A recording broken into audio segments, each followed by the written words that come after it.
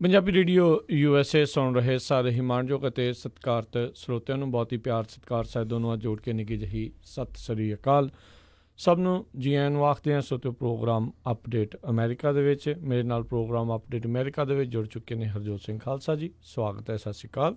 ਸਤਿ ਸ਼੍ਰੀ ਅਕਾਲ ਜੀ। Punjabi radio USA ਦੇ ਜਿੰਨੇ ਵੀ ਸਰੋਤੇ ਸਾਡੇ ਸਾਰੇ ਹੀ AM station, FM station, iPhone, Android the apps ਦੇ ਰਾਹੀਂ, ਟੈਲੀਫੋਨ 'ਤੇ, ਘਰਾਂ 'ਚ ਰੇਡੀਓ ਸੈਟਸ 'ਤੇ ਆਈਫੋਨ ਦੇ ਉੱਤੇ ਫੇਸਬੁੱਕ ਦੇ ਉੱਤੇ ਦੇਖ ਰਹੇ ਹੋ ਅਤੇ ਸੁਣ ਰਹੇ ਹੋ, ਸਾਰਿਆਂ ਨੂੰ ਜੀ ਆਇਆਂ ਨੂੰ ਅਤੇ ਬਹੁਤ ਹੀ ਪਿਆਰ ਅਤੇ ਸਤਿਕਾਰ ਭਰੀ ਸਤਿ ਸ਼੍ਰੀ ਅਕਾਲ ਸਰੋਤਿਓ। ਅੱਜ ਜਨਵਰੀ ਦੀ 10 ਤਰੀਕ ਆ ਅਤੇ ਦਿਨ ਜਿਹੜਾ ਆ ਉਹ ਵੀਰਵਾਰ ਆ।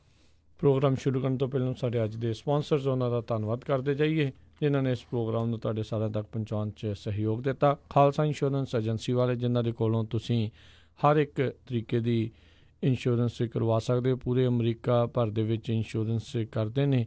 ਇੰਸ਼ੋਰੈਂਸ ਬਾਰੇ ਪਤਾ ਕਰਨ ਲਈ ਕਾਲ ਕਰੋ ਨੰਬਰ 408-272-2500 ਦੇ ਉੱਤੇ। ਇਸ ਦੇ ਨਾਲ Santokh Singh, Paramjit Kaur Basi Fremont, Manjit Singh, Narinder Kaur Kular Clovis, Binder Dhaliwal, Raminder Singh Basra, Gurmel Singh Laddar Bakersfield, Amarjit Singh Stockton, Karnail Singh Randhawa Sacramento, Satnam Singh, Gurvinder Singh Yuba City, Toor trucking Fresno, Jagtar Singh, Ravinder Singh Beesla ਪਰਿਵਾਰ ਫਰੈਜ਼ਨੋ, ਬੂਟਾ ਸਿੰਘ ਜੌਹਲ ਲਿਨਵੁੱਡ ਅਤੇ ਕੋਸਟ ਹੰਡਾਈ ਟ੍ਰੇਲਰ ਡੀਲਰਸ਼ਿਪ ਜਿਨ੍ਹਾਂ ਨੇ ਆਪਣੀ ਨਵੀਂ ਲੋਕੇਸ਼ਨ ਫਰੈਜ਼ਨੋ ਦੇ ਵਿੱਚ ਖੋਲ੍ਹੀ ਹੋਈ ਹੈ। ਤੁਸੀਂ ਇਹਨਾਂ ਦੇ ਕੋਲੋਂ ਹਰ ਤਰ੍ਹਾਂ ਦੇ ਡਰਾਈਵ ਵੈਨਸ, ਰੀਫਰਸ ਜਿਹੜੇ ਆ ਨਵੇਂ ਪੁਰਾਣੇ ਖਰੀਦ ਸਕਦੇ ਹੋ। ਬਹੁਤ ਵੱਡੀ ਇਨਵੈਂਟੋਰੀ ਹੈ। ਫਾਈਨੈਂਸਿੰਗ ਵੀ ਕਰਦੇ ਨੇ। ਆਪਣੇ ਪੰਜਾਬੀ ਮੁੰਡੇ ਉੱਥੇ ਕੰਮ ਕਰਦੇ ਆ। ਉਹਨਾਂ ਦੇ ਨਾਲ ਗੱਲ ਕਰਨ ਦੇ ਲਈ ਕਾਲ ਕਰੋ 909-786-8008 9097868008 ਦੇ ਉੱਤੇ। ਇਹਨਾਂ ਸਾਰਿਆਂ ਦਾ ਬਹੁਤ ਬਹੁਤ ਧੰਨਵਾਦ।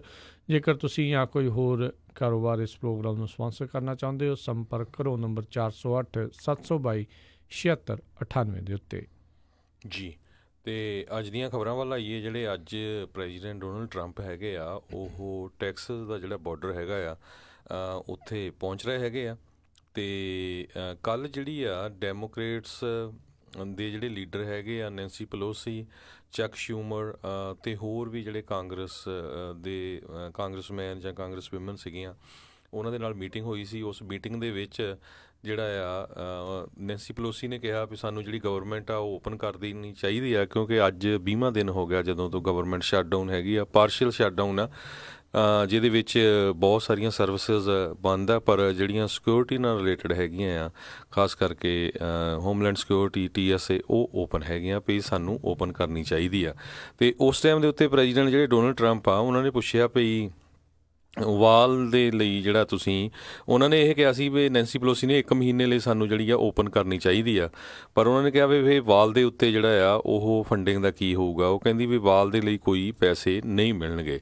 ਉਸ ਤੋਂ ਬਾਅਦ ਕਹਿੰਦੇ ਜਿਹੜੇ ਪ੍ਰੈਜ਼ੀਡੈਂਟ ਡੋਨਲਡ ਟਰੰਪ ਆ ਉੱਥੋਂ ਫਿਰ ਜਿਹੜੇ ਮੀਟਿੰਗ 'ਚੋਂ ਇੱਕਦਮ ਨਿਕਲ ਗਏ ਅਤੇ ਕਹਿੰਦੇ ਬਾਏ ਬਾਏ ਕਹਿ ਕੇ ਵੀ ਜਿਹੜਾ ਆ ਵੀ ਮੈਂ ਹੋਰ ਸਮਾਂ ਜਿਹੜਾ ਆ ਵੇਸਟ ਕਰਨਾ ਨਹੀਂ ਚਾਹੁੰਦਾ। ਅਤੇ ਅੱਜ ਉਹ ਜਿਹੜੇ ਹੈਗੇ ਆ ਬਾਰਡਰ ਦੇ ਉੱਤੇ ਟੈਕਸਸ ਦੇ ਵਿੱਚ ਜਿਹੜਾ ਹੈਗਾ ਉੱਥੇ ਜਾ ਰਹੇ ਹੈਗੇ ਆ, ਅਤੇ ਕਹਿੰਦੇ ਹੋ ਸਕਦਾ ਪਈ ਉਹ ਐਮਰਜੈਂਸੀ ਡਿਕਲੇਅਰ ਕਰ ਦੇਣ ਟੂ ਫੰਡ ਦਾ ਵਾਲ।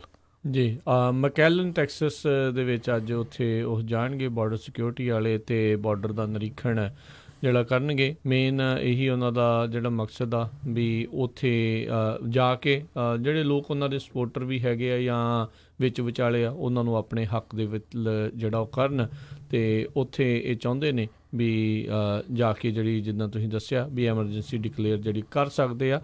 ਉੱਥੇ ਤੁਰਨ ਤੋਂ ਪਹਿਲਾਂ ਜਿਹੜਾ ਪੱਤਰਕਾਰਾਂ ਨਾਲ ਥੋੜ੍ਹੀ ਬਹੁਤੀ ਜਿਹੜੀ ਉਹਨਾਂ ਨੇ ਜਿਹੜੀ ਉਹ ਗੱਲ ਕੀਤੀ ਆ, ਤਾਂ ਉਸ ਦੇ ਵਿੱਚ ਇਹੀ ਕਹਿੰਦੇ ਇਸ਼ਾਰੇ ਲੱਗ ਰਹੇ ਆ ਵੀ ਉਹ ਐਮਰਜੈਂਸੀ ਡਿਕਲੇਅਰ ਕਰਕੇ ਇਸ ਬਾਰਡਰ ਵਾਲ ਨੂੰ ਜਿਹੜੀ ਫੰਡ ਆ ਉਸ ਨੂੰ ਜਿਹੜੀ ਉਹ ਕਰ ਸਕਦੇ ਆ। If I have to I will bypass congress to fund the wall. So ਉਹਨਾਂ ਨੇ ਅੱਜ ਇੱਦਾਂ ਇੱਕ ਬਿਆਨ ਉਸ ਦੇ ਵਿੱਚ ਦਿੱਤਾ ਆ। ਅਤੇ ਜਿੱਦਾਂ ਦੱਸਿਆ ਹਰਜੋਤ ਸਿੰਘ ਜੀ ਨੇ, 20ਵਾਂ ਦਿਨ ਜਿਹੜਾ ਇਹ ਚੱਲ ਰਿਹਾ ਗੌਰਮੈਂਟ ਸ਼ਟਡਾਊਨ ਦਾ, ਇਸ ਕਰਕੇ ਬਹੁਤ ਸਾਰੇ ਜਿਹੜੇ ਹੁਣ ਫੈਡਰਲ ਇੰਪਲੋਈਜ਼ ਜਿਹੜੇ ਹੈਗੇ ਆ ਉਹਨਾਂ ਦੇ ਉੱਤੇ ਬਹੁਤ ਭਾਰੀ ਜਿਹੜੀ ਆ ਉਹ ਬਣੀ ਪਈ ਆ। ਬਹੁਤ ਸਾਰੇ ਕਹਿੰਦੇ ਆ ਵੀ ਜਿਨ੍ਹਾਂ ਦੇ ਪੇ ਚੈੱਕ ਇਸ ਵਾਰ ਮਿਸ ਹੋਣੇ ਆ, ਉਹਨਾਂ ਨੂੰ ਜਿਹੜੀ ਆ ਉਹ ਨਹੀਂ ਮਿਲਣੀ। ਅਤੇ ਬਹੁਤ ਸਾਰੇ ਲੋਕ ਜਿਹੜੇ ਕਿ ਪੇ ਚੈੱਕ ਟੂ ਪੇ ਚੈੱਕ ਜਿਹੜੇ ਉਹ ਰਹਿ ਰਹੇ ਨੇ, ਉਹਨਾਂ ਦੇ ਲਈ ਬਹੁਤ ਵੱਡੀ ਸਮੱਸਿਆ ਜਿਹੜੀ ਖੜੀ ਹੋ ਰਹੀ ਆ। ਇੱਕ ਹਰਜੋਤ ਸਿੰਘ ਜੀ, ਜਿੱਦਾਂ ਦਾ ਇਸ ਟਾਈਮ ਹੁਣ ਰੌਲਾ ਰੱਪਾ ਬਹੁਤ ਜ਼ਿਆਦਾ ਭਖਿਆ ਵੀ ਪਿਆ ਆ, ਇੱਕ ਨਵੇਂ ਆંકੜਿਆਂ ਦੇ ਵਿੱਚ ਇਹ ਪਤਾ ਲੱਗਾ, ਕਹਿੰਦੇ ਤਕਰੀਬਨ 70% ਤੋਂ ਵੱਧ ਜਿਹੜੇ ਫੈਡਰਲ ਇੰਪਲੋਈਜ਼ ਆ ਉਹ ਪੇ ਚੈੱਕ ਟੂ ਪੇ ਚੈੱਕ ਰਹਿ ਰਹੇ ਆ। ਇਹ ਬਹੁਤ ਹੈਰਾਨੀ ਕਰਨ ਵਾਲਾ ਜਿਹੜਾ ਇੱਕ ਆંકੜਾ ਹੈਗਾ ਵੀ ਚਲੋ ਚਾਹੇ ਸਰਕਾਰੀ ਜੋਬ ਵੀ ਹੈਗੀ ਆ ਵੀ ਲੋਕਾਂ ਦੇ ਕੋਲ ਆਈਦਰ ਸੇਵਿੰਗ ਨਹੀਂ ਜਾਂ ਕੀ ਉਹਨਾਂ ਦੇ ਜਿਹੜੇ ਮਸਲੇ ਐਸੇ ਜਿਹੜੇ ਉਹ ਹੋਏ ਪਏ ਆ ਵੀ ਉਹ ਪੇ ਚੈੱਕ ਟੂ ਪੇ ਚੈੱਕ ਜਿਹੜੇ ਰਹਿ ਰਹੇ ਆ। ਅਤੇ ਇਹ ਜਿਹੜੀ ਗੌਰਮੈਂਟ ਸ਼ਟਡਾਊਨ ਦਾ ਬਹੁਤ ਭੈੜਾ ਅਸਰ ਜਿਹੜਾ ਖਾਸ ਕਰਕੇ ਉਹਨਾਂ ਲੋਕਾਂ ਦੇ ਉੱਤੇ ਜਿਹੜਾ ਹੁਣ ਪੈ ਰਿਹਾ ਆ। ਜੀ ਬਿਲਕੁਲ, ਜਿਹੜੇ ਮੋਸਟਲੀ ਜਿਹੜੇ ਗਵਰਨਮੈਂਟ ਦੇ ਆਫਿਸਿਸ ਹੈਗੇ ਆ ਉਹ ਬਿਗ ਸਿਟੀ 'ਚ ਆ, ਖਾਸ ਕਰਕੇ Washington DC, even San Francisco 'ਚ ਵੀ ਲੈ ਲਓ, ਜਿਹੜੇ ਡਿਪਾਰਟਮੈਂਟ ਆਫ ਹੋਮਲੈਂਡ ਸਿਕਿਉਰਿਟੀ, ਹੱਡ, ਹੋਰ ਇੱਦਾਂ ਦੇ ਜਿਹੜੇ ਆਫਿਸਿਸ ਹੈਗੇ ਆ। ਸੋ ਜਿਹੜੇ ਉਹਨਾਂ ਆਫਿਸਿਸ 'ਚ ਬੰਦੇ ਕੰਮ ਕਰਦੇ ਆ ਉਸ ਏਰੀਏ 'ਚ ਰੈਂਟ ਬਹੁਤ ਹਾਈ ਹੈਗੇ ਆ। ਸੋ ਉਹਨਾਂ ਦੀ ਸੇਵਿੰਗ ਦਾ ਤੁੱਕ ਬਣਦਾ ਹੀ ਨਹੀਂ ਕਿਉਂਕਿ ਇੰਨੀ ਬਹੁਤ ਘੱਟ ਚਾਂਸ ਆ। ਅਤੇ ਯੂਜ਼ਲੀ ਜਿਹੜੇ ਫੈਡਰਲ ਇੰਪਲਾਈਜ਼ ਹੁੰਦੇ ਆ ਜਾਂ ਉਹਨਾਂ ਦੀਆਂ ਤਨਖਾਹਾਂ ਇੰਨੀਆਂ ਜ਼ਿਆਦਾ ਨਹੀਂ ਹੁੰਦੀਆਂ ਹੈਗੀਆਂ ਪ੍ਰਾਈਵੇਟ ਸੈਕਟਰ ਦੇ ਮੁਕਾਬਲੇ। ਜੀ ਬਿਲਕੁਲ, ਉਹ ਬਿਲਕੁਲ ਤੁਹਾਡੀ ਗੱਲ ਸਹੀ ਆ। ਹਾਂ, ਉਹ ਬਾਕੀ ਹੋਰ ਕਈ ਕੁਛ ਜਿਹੜੇ ਹੁੰਦੇ ਆ, ਇੱਕ ਸਟੇਬਲ ਜੋਬ ਦੀ ਬੰਦਾ ਸੋਚਦਾ ਹੁੰਦਾ ਆ, ਸਟੇਬਲ ਜੋਬ ਵੀ ਹੈਗੀ ਹੈ, ਪਰ ਹੁਣ ਫੈਡਰਲ ਵਾਲੇ ਜਿਹੜੇ 8 ਲੱਖ ਇੰਪਲੋਈ ਆ ਜਿਨ੍ਹਾਂ ਦੇ ਵਿੱਚੋਂ ਕੁਛ ਕੁ ਜਿਹੜੇ ਅਜੇ ਕੰਮ ਵੀ ਕਰ ਰਹੇ ਆ ਵਿਦਆਊਟ ਪੇ, ਅਤੇ ਜਿਹੜੇ ਜਿਨ੍ਹਾਂ ਨੂੰ ਇਸ ਟਾਈਮ ਛੁੱਟੀ ਦੇ ਉੱਤੇ ਆ ਉਹ ਉਹਨਾਂ ਦੇ ਕੋਲ ਜੋਬ ਵੀ ਨਹੀਂ ਅਤੇ ਉਹਨਾਂ ਦੇ ਕੋਲ ਪੇ ਚੈੱਕ ਵੀ ਨਹੀਂ। ਸੋ ਉਹ ਬਹੁਤ ਵੱਡੀ ਜਿਹੜੀ ਸਮੱਸਿਆ ਆ ਉਹ ਬਣੀ ਪਈ ਆ। ਕਹਿੰਦੇ ਵੀ ਹੋ ਸਕਦਾ ਵੀ ਜਿਹੜੇ ਫੈਡਰਲ ਵਰਕਰਸ ਆ ਅਤੇ ਉਹਨਾਂ ਦੇ ਜਿਹੜੇ ਸਪੋਰਟਰਸ ਆ ਉਹ ਰੈਲੀ ਰੂਲੀ ਕਰਨ ਵੀ ਭਾਈ ਸਾਡੀ ਜੋਬ ਜਿਹੜੀ ਆ ਉਹ ਵਾਪਸ ਦੁਬਾਰਾ ਇਸ ਗੌਰਮੈਂਟ ਸ਼ਟਡਾਊਨ ਨੂੰ ਜਿਹੜਾ ਆ ਉਹ ਖੋਲ੍ਹਿਆ ਜਾਵੇ। ਸੋ ਲੈਟਸ ਸੀ ਜਿਹੜਾ ਇਸ ਦੇ ਵਿੱਚ ਕੀ ਬਣਦਾ ਆ। ਰਾਸ਼ਟਰਪਤੀ ਟਰੰਪ ਅੱਜ ਮੈਕੈਲਨ ਟੈਕਸਸ ਦੇ ਵਿੱਚ ਜਿਹੜੇ ਉੱਥੇ ਬਾਰਡਰ ਦੇ ਉੱਤੇ ਜਾਣਗੇ, ਮੈਕਸੀਕੋ ਦੇ ਨਾਲ ਲੱਗਦੇ ਬਾਰਡਰ ਦੇ ਉੱਤੇ, ਤਾਂ ਇਹ ਜਿਹੜੀ ਦੇਖਣ ਵਾਲੀ ਗੱਲ ਹੋਊਗੀ ਵੀ ਉੱਥੇ ਜਾ ਕੇ ਕਿੱਦਾਂ ਦਾ ਜਿਹੜਾ ਕੋਈ ਉਹ ਬਿਆਨ ਦਿੰਦੇ ਆ ਜਿਹੜੇ ਖਾਸ ਕਰਕੇ ਵਾਲ ਦੀ ਫੰਡਿੰਗ ਨੂੰ ਲੈ ਕੇ। ਹੁਣ ਇਸ ਦੇ ਵਿੱਚ ਮਸਲਾ ਇਹ ਵੀ ਆਊਗਾ, ਚਲੋ ਹਰਜੋਤ ਸਿੰਘ ਜੀ ਮੰਨ ਲੈਂਦੇ ਹਾਂ ਵੀ ਆਪਾਂ ਵੀ ਰਾਸ਼ਟਰਪਤੀ ਟਰੰਪ ਨੇ ਐਮਰਜੈਂਸੀ ਘੋਸ਼ਿਤ ਕਰਕੇ ਅਤੇ ਉਹ ਵਾਲ ਦੀ ਫੰਡਿੰਗ ਕਰ ਵੀ ਦਿੱਤੀ ਆ, ਪਰ ਮਸਲਾ ਉਸ ਤੋਂ ਬਾਅਦ ਦੇ ਵਿੱਚ ਫਿਰ ਵੀ ਰਹੂਗਾ ਵੀ ਜਿਹੜੇ ਵੀ ਬਾਕੀ ਦਾ ਜਿਹੜਾ ਬਜਟ ਹੋਣਾ ਆ ਉਸ ਦੇ ਉੱਤੇ ਕੀ ਉਹ ਸਾਈਨ ਕਰਨਗੇ ਜਿਹੜੇ ਡੈਮੋਕ੍ਰੇਟਸ ਖਾਸ ਕਰਕੇ ਜਿਹੜੇ ਹਾਊਸ ਦੇ ਵਿੱਚੋਂ ਪਾਸ ਕਰਕੇ ਰਾਸ਼ਟਰਪਤੀ ਟਰੰਪ ਤੱਕ ਲੈ ਕੇ ਜਾਣਗੇ। ਉਹ ਵੀ ਇੱਕ ਜਿਹੜਾ ਵੱਡਾ ਮਸਲਾ ਹੋਊਗਾ। ਹੁਣ $16 ਬਿਲੀਅਨ ਦੀ ਜਿਹੜੀ ਇੱਕ ਪਿਛਲੇ ਦਿਨਾਂ ਦੇ ਵਿੱਚ ਗੱਲ ਜਿਹੜੀ ਉੱਠੀ ਸੀ ਵੀ ਫੋਰਨ ਏਡ ਦੇ ਵਿੱਚ ਅਮਰੀਕਾ ਵਾਲੇ ਜਿਹੜੇ ਵਰਤਣਗੇ, ਕੀ ਉਸ ਦਾ ਉਹ ਅਪਰੂਵਲ ਦੇਣਗੇ ਜਾਂ ਉਸ ਨੂੰ ਉਹ ਵੀਟੋ ਕਰਨਗੇ, ਕੀ ਹੋਵੇਗਾ।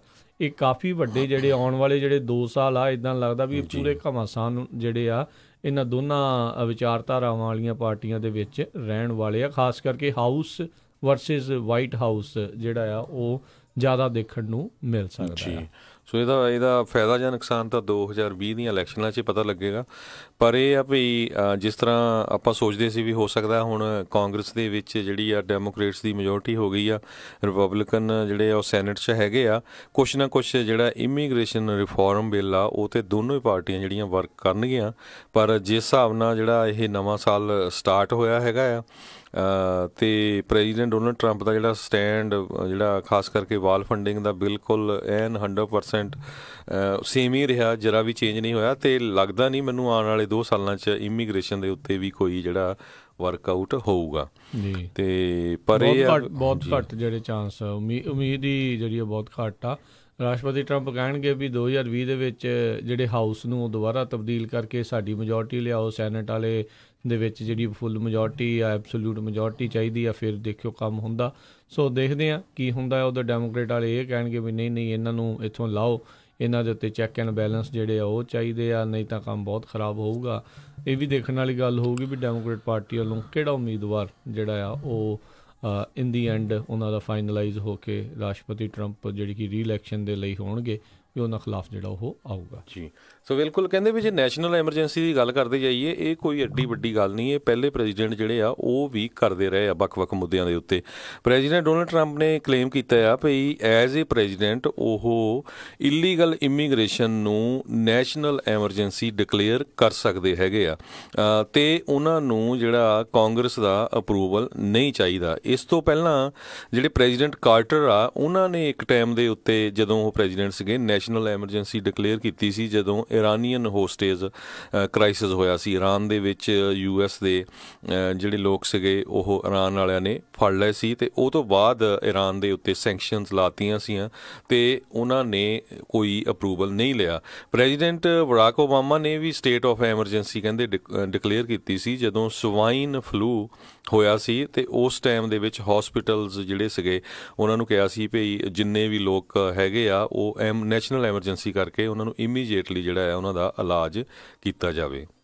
ਜੀ ਅਗਲੀ ਜਿਹੜੀ ਖਬਰ ਉਸ ਦੇ ਉੱਤੇ ਆਪਾਂ ਨਜ਼ਰ ਮਾਰਦੇ ਹਾਂ, ਜਿੱਦਾਂ ਆਪਾਂ ਕੱਲ੍ਹ ਦੱਸਿਆ ਸੀਗਾ ਵੀ ਸੈਕਟਰੀ ਆਫ ਸਟੇਟ ਮਾਈਕ ਪੋਂਪੇਓ ਇਸ ਟਾਈਮ ਮਿਡਲ ਈਸਟ ਦੇ ਦੌਰੇ ਦੇ ਵਿੱਚ ਹੈਗੇ ਆ। ਇਰਾਕ ਦੇ ਵਿੱਚ ਉਹ ਬੀਤੇ ਦਿਨੀ ਉੱਥੋਂ ਦੇ ਉੱਚ ਲੀਡਰਾਂ ਨੂੰ ਜਿਹੜਾ ਉਹ ਮਿਲ ਕੇ ਆਏ ਨੇ ਅਤੇ ਉੱਥੇ ਮਿਡਲ ਈਸਟ ਦੇ ਵਿੱਚ ਗੱਲਬਾਤ ਕਾਇਰੋ ਦੇ ਵਿੱਚ ਇਜਿਪਟ ਦੇ ਵਿੱਚ ਗੱਲਬਾਤ ਕਰਦੇ ਹੋਏ ਉਹਨਾਂ ਨੇ ਆਖਿਆ, ਉਹਨਾਂ ਨੇ ਜਿਹੜੇ ਸਾਬਕਾ ਰਾਸ਼ਟਰਪਤੀ ਬਰਾਕ ਓਬਾਮਾ ਉਹਨਾਂ ਦੀ ਜਿਹੜੀ ਮਿਡਲ ਈਸਟ ਦੀਆਂ ਪੋਲਿਸੀਜ਼ ਆ ਉਸ ਦੀ ਉਹਨਾਂ ਨੇ ਤਾੜਨਾ ਕੀਤੀ। ਉਹਨਾਂ ਨੇ ਜਿਹੜੀ ਆਲੋਚਨਾ ਉੱਥੇ ਕਾਫੀ ਕੀਤੀ ਅਤੇ ਨਾਲੇ ਉਹਨਾਂ ਨੇ ਕਿਹਾ ਵੀ ਜਿਹੜੀ ਅਮੈਰੀਕਨ ਸ਼ੇਮ ਇਜ਼ ਓਵਰ ਅਤੇ ਕਹਿੰਦੇ ਆ ਵੀ America is force for good in middle east. ਉੱਥੇ ਜਾ ਕੇ ਉਹਨਾਂ ਨੇ ਇੱਦਾਂ ਜਿਹੜਾ ਉਹ ਡਿਕਲੇਅਰ ਕੀਤਾ ਆ।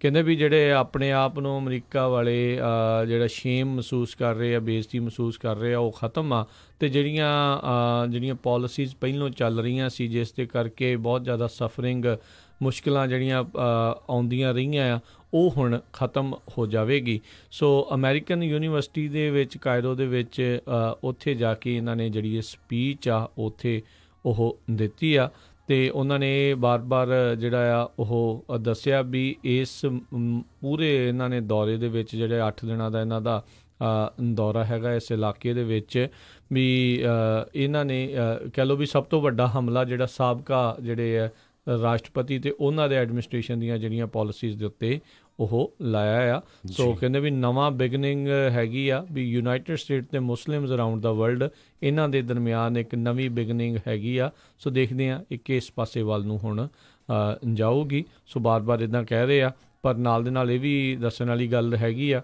ਵੀ ਕਾਫੀ ਮੁਸਲਿਮ ਜਿਹੜੀ ਮੁਲਕ ਆ ਜਿੱਥੇ ਮੈਜੋਰਟੀ ਮੁਸਲਿਮ ਲੋਕ ਰਹਿੰਦੇ ਆ ਉਹਨਾਂ ਦੇ ਲੋਕਾਂ ਨੂੰ ਅਮਰੀਕਾ ਦੇ ਵਿੱਚ ਆਉਣ ਦੇ ਉੱਤੇ ਬੈਨ ਵੀ ਲਾਇਆ ਹੋਇਆ ਜੀ। ਸੋ ਬਿਲਕੁਲ ਐਕਚੁਅਲੀ ਉਹਨੇ ਪ੍ਰੈਜ਼ੀਡੈਂਟ ਓਬਾਮਾ ਦਾ ਨਾਮ ਨਹੀਂ ਲਿਆ, ਪਰ ਬਿਲਕੁਲ ਜਿਹੜੀਆਂ ਉਹਨਾਂ ਨੇ ਜੋ ਸਟੇਟਮੈਂਟਸ ਦਿੱਤੀਆਂ ਸੀਆਂ ਮਿਡਲ ਈਸਟ ਦੇ ਵਿੱਚ, ਖਾਸ ਕਰਕੇ ਵੀ USA ਵੀ ਇਨਵੋਲਵ ਹੈਗਾ ਮਿਡਲ ਈਸਟ ਦੇ ਵਿੱਚ ਜਿਹੜਾ ਬੈਲੈਂਸ ਖਰਾਬ ਹੋਇਆ ਸੀ ਉਹਦੇ ਸੰਬੰਧ ਵਿੱਚ ਉਹਨਾਂ ਨੇ ਕਿਹਾ ਵੀ ਕਿਸ ਤਰ੍ਹਾਂ ਜਿਹੜਾ ਮਿਡਲ ਈਸਟ ਦੇ ਵਿੱਚ ਰੈਡੀਕਲਿਜ਼ਮ ਵੱਧ ਰਿਹਾ ਹੈਗਾ ਅਤੇ ਅੱਗੇ ਤੋਂ ਰਲ ਕੇ ਜਿਹੜਾ ਕੰਮ ਕਰਨ ਦੀ ਗੱਲ ਕੀਤੀ ਹੈਗੀ ਆ।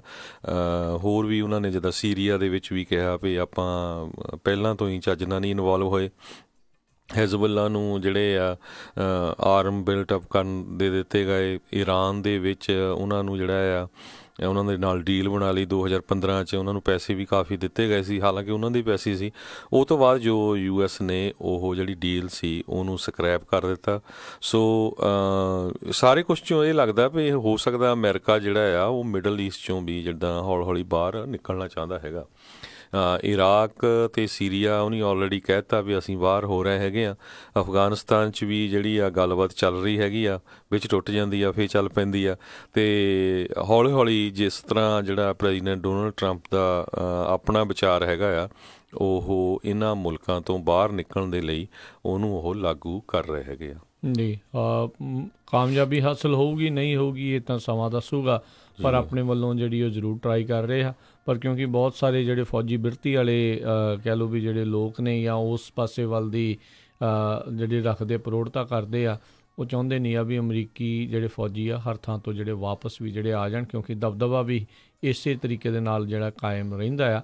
ਇੱਕ ਹਿਸਾਬ ਦੇ ਨਾਲ ਜਿਹੜੀਆਂ ਫੋਰਨ ਏਡਸ ਦਿੰਦੇ ਰਹਿੰਦੇ ਆ ਉਹ ਆਪਣੇ ਸਿਕਿਉਰਿਟੀ ਬੇਸਾਂ ਨੂੰ, ਮਿਲਟਰੀ ਬੇਸਾਂ ਨੂੰ ਉੱਥੇ ਬਰਕਰਾਰ ਰੱਖਣ ਦੇ ਲਈ ਨਾਲ ਬਣਾਈ ਜਿਹੜੀਆਂ ਉਹ ਦਿੱਤੀਆਂ ਜਾ ਰਹੀਆਂ ਨੇ। ਸੋ ਲੈਟਸ ਸੀ ਇਸ ਦੇ ਵਿੱਚ ਕੀ ਬਣਦਾ ਹੈਗਾ ਆ ਜੀ। ਅਤੇ ਅਗਲੀ ਜਿਹੜੀ ਆ ਖਬਰ ਉਸ ਦੇ ਉੱਤੇ ਨਜ਼ਰ ਮਾਰਦੇ ਹਾਂ। ਕੈਲੀਫੋਰਨੀਆ ਦੀ ਸੈਨੇਟ ਨੇ ਕਹਿੰਦੇ ਬੀਤੇ ਦਿਨੀ $3.5 ਲੱਖ $350,000 ਇੱਕ ਪੁਰਾਣੇ ਜਿਹੜੇ ਸਾਬਕਾ ਸਟਾਫਰ ਆ ਉਹਨੂੰ ਦਿੱਤੇ ਆ, ਕਿਉਂਕਿ ਉਸ ਨੂੰ ਕਹਿੰਦੇ ਫਾਇਰ ਕਰ ਦਿੱਤਾ ਗਿਆ ਸੀ। ਅਤੇ ਫਾਇਰ ਕਿਉਂ ਕੀਤਾ ਗਿਆ ਸੀ ਵੀ ਉਸ ਨੇ ਰੇਪ ਨੂੰ ਜਿਹੜਾ ਬਲਾਤਕਾਰ ਹੋਇਆ ਉਸ ਨੂੰ ਰਿਪੋਰਟ ਕੀਤਾ ਸੀਗਾ।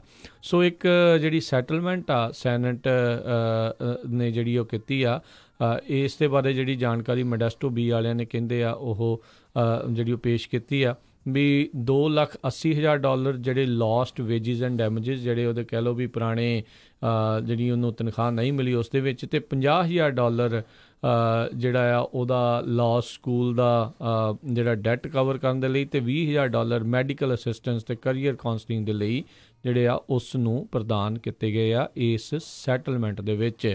ਸੋ ਇਹ ਕਹਿੰਦੇ ਘਟਨਾ ਥੋੜ੍ਹੀ ਜਿਹੜੀ ਆ ਪੁਰਾਣੀ ਤਾਂ ਹੈਗੀ ਆ। 2016 ਦੇ ਵਿੱਚ ਦਸੰਬਰ ਦੇ 2016 ਦੇ ਵਿੱਚ ਕਹਿੰਦੇ ਵੀ ਇੱਕ ਜਿਹੜੀ ਨੈਸ਼ਨਲ ਅਸੈਂਬਲੀ ਲੈਜਿਸਲੇਟਿਵ ਏਡ ਜਿਹੜੀ ਸੀਗੀ ਉਸ ਨੂੰ ਉਸ ਨੇ ਜਿਹੜਾ ਉਹ ਰੇਪ ਕੀਤਾ ਸੀ ਪਲੈਂਟਿਫ ਨੂੰ, ਜਿਸ ਨੇ ਕੇਸ ਜਿਹੜਾ ਉਸ ਦਾ ਚੱਲ ਰਿਹਾ ਸੀਗਾ। ਅਤੇ ਉਸ ਤੋਂ ਬਾਅਦ ਦੇ ਵਿੱਚ ਹੁਣ ਸੈਨੇਟ ਨੇ ਇਹ ਸੈਟਲਮੈਂਟ ਕਰਕੇ $3.5 ਲੱਖ ਜਿਹੜੇ ਆ ਉਸ ਬੀਬੀ ਨੂੰ ਦਿੱਤੇ ਨੇ ਜੀ। ਅਗਲੀ ਖਬਰ ਜਿਹੜੀ ਆ ਉਹ ਲੁਜ਼ੀਆਨਾ ਤੋਂ ਆ ਰਹੀ ਆ। ਉੱਥੇ ਲੁਜ਼ੀਆਨਾ ਦੇ ਵਿੱਚ ਇੱਕ ਪੁਲਿਸ ਆਫਿਸਰ ਜਿਹੜਾ ਆ ਸ਼ਰੈਵਪੋਰਟ ਲੁਜ਼ੀਆਨਾ ਦੇ ਵਿੱਚ, ਜਿਸ ਦਾ ਨਾਮ ਚਟੇਰੀ ਪੇਨ ਕਰਕੇ ਦੱਸਿਆ ਗਿਆ ਆ, ਉਹਨੂੰ ਕਹਿੰਦੇ ਵੀ ਮਲਟੀਪਲ ਸ਼ਾਟਸ ਦੇ ਨਾਲ ਸ਼ੂਟ ਕਰ ਦਿੱਤਾ ਗਿਆ ਅਤੇ ਉਸ ਦੀ ਮੌਤ ਹੋ ਗਈ। ਇਹ ਜਿਹੜੀ ਪੁਲਿਸ ਆਫਿਸਰ ਸੀਗੀ, ਇਹ ਇੱਕ ਜਗ੍ਹਾ ਸ਼ੂਟਿੰਗ ਹੋਈ ਸੀ, ਉਹਨੂੰ ਉੱਥੇ ਜਾ ਕੇ ਉਹਨੂੰ ਦੇਖਣ ਜਾ ਰਹੀ ਸੀ ਜਦੋਂ 911 ਕਾਲ ਆਈ। ਉਸ ਤੋਂ ਬਾਅਦ ਜਦੋਂ ਪਹੁੰਚੀ ਅਤੇ ਉੱਥੇ ਉਹਦੇ 'ਤੇ ਜਿਹੜੀਆਂ ਗੋਲੀਆਂ ਚਲਾਈਆਂ ਗਈਆਂ ਅਤੇ ਉਹਦੀ ਮੌਤ ਹੋ ਗਈ। ਉਸੇ ਟਾਈਮ ਦੇ ਉੱਤੇ ਉਸ ਸ਼ਹਿਰ ਦੇ ਮੇਅਰ ਅਤੇ ਪੁਲਿਸ ਆਫਿਸਰ ਵੀ ਪਹੁੰਚ ਗਏ, ਪੁਲਿਸ ਚੀਫ ਵੀ, ਅਤੇ ਬਾਅਦ ਦੇ ਵਿੱਚ ਹੌਸਪੀਟਲ ਵੀ ਗਏ। ਪਰ ਕਹਿੰਦੇ ਵੀ ਉਹਦੇ ਸਿਰ ਦੇ ਵਿੱਚ ਇੱਕ ਗੋਲੀ ਲੱਗੀ ਸੀ ਅਤੇ ਬਾਕੀ 3 ਗੋਲੀਆਂ ਹੋਰ ਸਰੀਰ 'ਚ ਲੱਗੀਆਂ ਸੀਆਂ, ਅਤੇ ਉਹ ਜਿਹੜੀ ਆ ਹੌਸਪੀਟਲ 'ਚ ਜਾ ਕੇ ਉਸ ਦੀ ਮੌਤ ਹੋ ਗਈ। ਜੀ, ਅਗਲੀ ਜਿਹੜੀ ਖਬਰ ਉਸ ਦੇ ਉੱਤੇ ਹਰਜੋਤ ਸਿੰਘ ਜੀ ਨਜ਼ਰ ਮਾਰਦੇ ਹਾਂ।